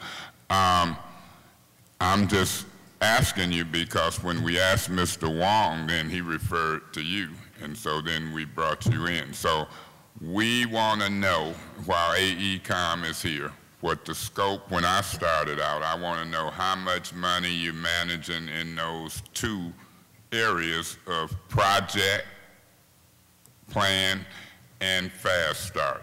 And even though I got an idea I want to hear what y'all saying, and I want the public to hear it and know the amounts of money we paying you $5 million to manage, and I want to know if it's flowing good. You're going to be able to help me with some of that flow, because we're hearing that they're rejecting paperwork.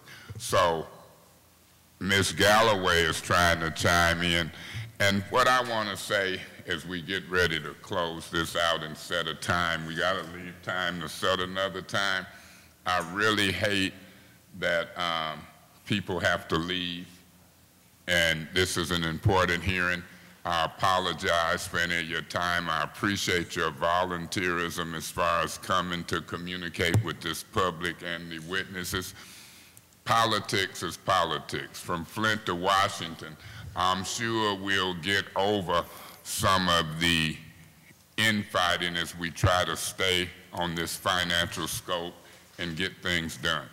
I didn't mean to throw in predictive models that we hadn't talked when we scheduled you, but you handled them well, and I'm sure you will continue to handle them well. I would have gave latitude. Is there a question?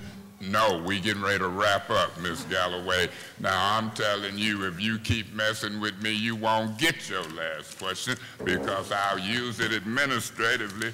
According to the agenda, we must set another date. Yes. And we can't ignore what Mr. Guerra said about... I just have a, well, if I could Mr. Guerra, what I just you want to think? ask the question. She want to eat up your time? Not You right losing now, right just to at be 50? as part of what you're asking. Yes.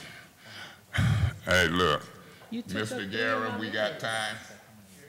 Ms. Galloway? When you provide the information, if you could, I'd like for you to be able to share what your methodology is to keeping invoices, because one of the things that, whether it's true or not, I do not know, but there was the possibility of duplicate addresses, and the possibility that there may have been more than the $5,000 allotted for an address. And so when you're providing this information, or if we get to see you again, that would be part of the question that I would have, to understand how you do the invoices, so that if you do see something that's a duplicate, you stop it, and how that process is working. So that would have been, will be my question for now. You say that will be your question. That ain't your question now? Well, are you prepared to answer that question tonight? Okay, you're asking me a question about the invoices and the duplicate addresses? How are invoices handled when you get them from the contractors? Like, is there the ability to have duplications that you wouldn't know about? I would have to answer, I mean, anything is possible, I mean, human error, but we have a lot of check systems in place. The invoices, if you look at the flow chart, it shows you that do we have time to go through this? Sure, Mr. Guerra, she got time. Roll on. The invoices are submitted through a system, an electronic system, and then there's one check system which is the quantity review that is done by one source at AECom, and then there is another, when the invoice is approved, that's when the tablet data, there's tablet data that's collected in the field. The invoices are checked against the tablet data. The addresses are sorted, so a duplication would easily be spotted. So the next check system would be, when it comes through, when it's approved for quantity, it goes through another check system where we're verifying the chip eligibility. That would be another checkpoint for duplication, for a duplication check. So have you experienced any reject of any invoices that you've submitted so far? I have not. You have not? Okay. I have not. And I deal with the contractor invoices. I have not. And they did not, I understand you're referring to the letter, they did not provide us with any examples for us to go back and research. So I felt like it was a blanket statement, but we didn't have any way of going back and proving anything. No, I was just asking if you, to this point, had any rejected invoices whatsoever that you guys have been doing AECom at this point. No rejected invoices, all invoices have been paid.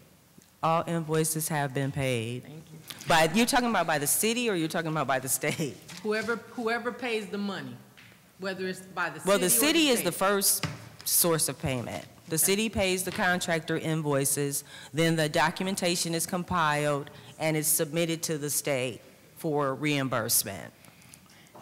And it was an invoice. I'm eager to have more time. It was a discussion. Goyette got an outstanding invoice. An invoice went to, I think we heard in committee,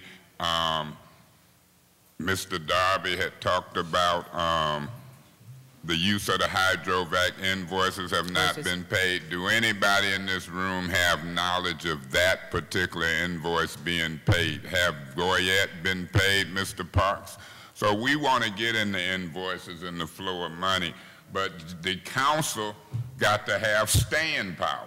The council got to have, I like the way this last part went, trying to stick with questions, and then we'll have plenty time to talk and theorize and whatever.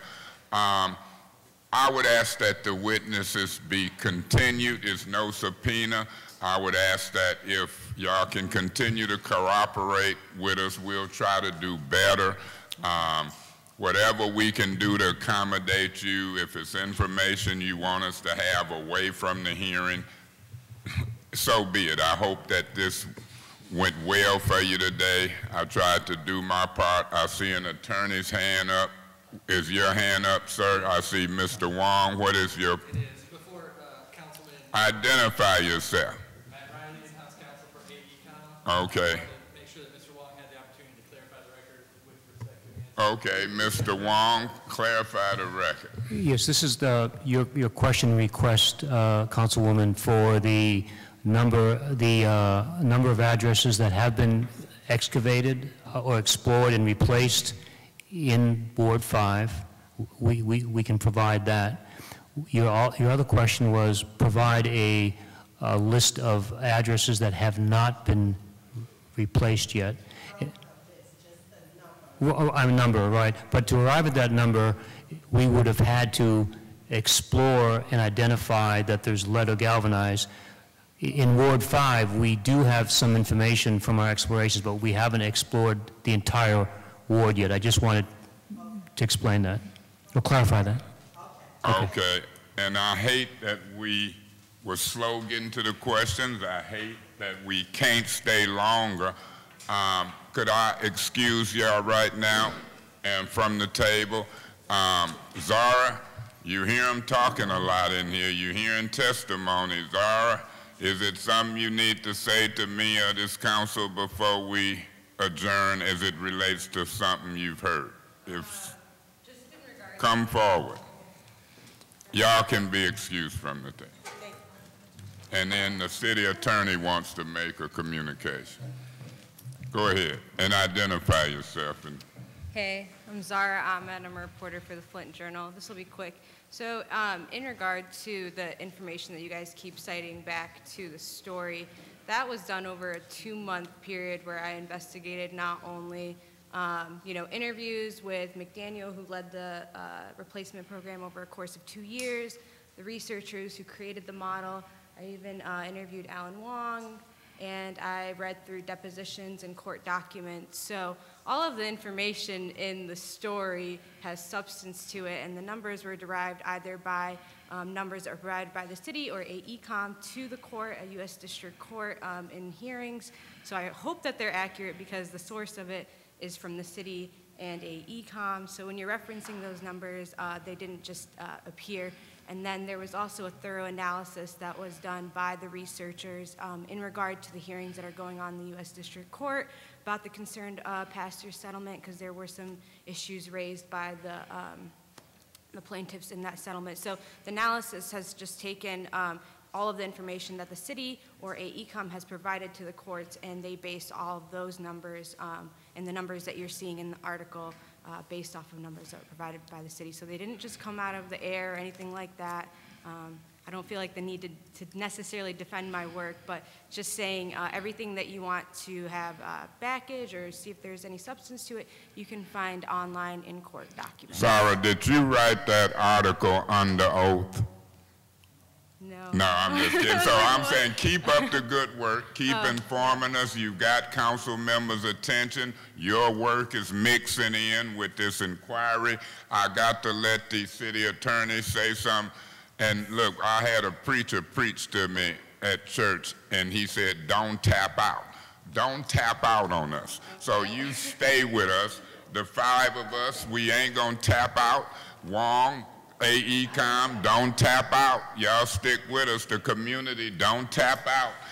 Let me hear from our city attorney, and then, or would you want him to go first? Mr. Wong, and y'all gonna make my colleague, Mr. Guerra, mad and late, and I don't want that. Talk fast, Mr. Wong. I appreciate hearing from Ms. Ahmad about, and she did interview AECOM for article, and she may not have written this in the article, but the article did state that AECOM, that I said that we did not prioritize the addresses, and that's absolutely a false statement.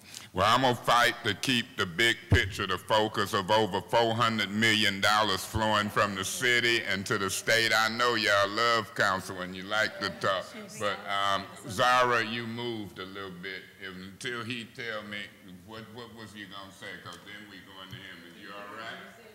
Yeah, I'm fine. Okay, so now Ms. Wheeler, and then we got to set another date. If y'all up to it, y'all thinking about a date to reconvene, or do you want to take a month off, a week off? Think about that. After Ms. Wheeler, we do that business, and I'm going to entertain a motion to recess. Go ahead, Ms. Wheeler. Thank you. I was just going to ask all the council members to please read the city's response. I just think it's very important to read the response that we had to the state's letter that was sent to us on November 1st, 2018. I think it's highly suspicious, even the timing of this letter prior to the election, that we would receive this. So I think people need to be aware of that and also read through it, because like I said, as much as they put blanket statements out there about things, they have to be checked by facts, and we challenge those things. And not only do we challenge that, we say the state is in violation of the settlement agreement. So I'd ask you all to read it thoroughly so that you can understand what's going on and what was happening, because the state is also past due on providing reimbursement to the state since September 25th of 2018. So, Ms. Wheeler, when can we look to hear from you as chair? I want to be notified of any motions and court dates. How long will it take for us to try to enforce the subpoena with Amy Epke? We'll get on it tomorrow. Okay, and then I would like to be notified. Council members, do you want to know if and when that court hearing might take place in maybe Judge Yule's court? I don't know. He signed it, but we'll see. So notify us through our staff in office. I would ask that our clerk let us know. We can attend that hearing, and to enforce a subpoena, we need to know our power. Let me say this. I'm going to continue to fight to talk about the bigger picture. I do agree that all of this stuff, connecting the dots, have something to do with the flow of money and reimbursements. We didn't have to spend that much time because they brought it up in their presentation. I was going to allow it. We done spoke on that. And I do want to know what agendas look like. Somebody tell me when you think we should meet again. Want to do another Wednesday? You know, a week from now. When? Day, night? What you thinking, Ms. Galloway, Mr. Guerra, anybody? Just chime in. Let's just act like it ain't rude. Oh, so no, we got to recess this maybe until a certain time certain. We can't leave out of here with just a blanket open recess. Yeah, we can put a date and maybe change it later, but I think we need to get there. I would entertain a motion to recess this investigative hearing. Beg your pardon? Monday? No, it's a little messy before or after. 4 o'clock? Okay, let's do that then. Then we'll be here a half an hour before special affairs, but we won't maybe call witnesses. We'll just do some housekeeping. So I'll entertain a motion to recess until 4 o'clock this upcoming Monday. Madam Clerk, staff, what's the date on that? 12th of November. When? 12th. That would be November the 12th. I'll entertain that motion. Did I see a hand, Ms. Galloway? Oh, Mr. Davis. Mr. Chair, I move that we recess to Monday. Except, what's that, November 12th at? The 12th. Is there a second? He did. I know he didn't get recognized. Mr. Guerra? It's been moved and properly seconded to recess this investigative hearing until Monday at 4 o'clock in these council chambers. I'd like to say thanks to AECOM. And I don't mind politics. I could apologize, but I'm not going to apologize for the internal movement, and I'll take any other blame. I'll blame people. All I know is I love politics, I love democracy, and I love letting people have an inside look of government in a transparent way. I like you, Zora. I like the media. I'll see what Amy Heibel and them say. But the scope of this is going to be a flow of money from the state of Michigan to Flint in an emergency, hundreds of millions of dollars. And the little relevant part about predictive model and fittings as it relates to copper Band-Aids and mist stuff, it'll all be talked about. You don't have to start out arguing what's going to talk. I'm pretty liberal, but I ain't for no mess. Any more discussion on that motion? Roll call, Madam Clerk. Mr. Mays? Yes. Mr. Davis? Yes. Mr. Guerra? Yes. Ms. Winfrey Carter? Yes. Ms. Galloway? Yes. This, The vote is 5 yes, 0 no. on a vote to 5-0, this investigative hearing is hereby recessed until 4 o'clock on this Monday, November 12th. God bless everybody. God bless the citizens of the city of Flint. Ms. Winfrey Carter, can I say amen? Amen. Amen. You ain't tapping out. Oh, yeah, you'll get with that crowd. You'll know you too sensitive. You too sensitive. Y'all figure I can handle it. Mays can handle it. We hard on Mays and sensitive on the others. I ain't tapping out. That's what Pastor Miller preached. Pastor Miller said, don't tap out. It's easy to run away and tap out. Don't tap out. I want to tap out. I ain't tapping out.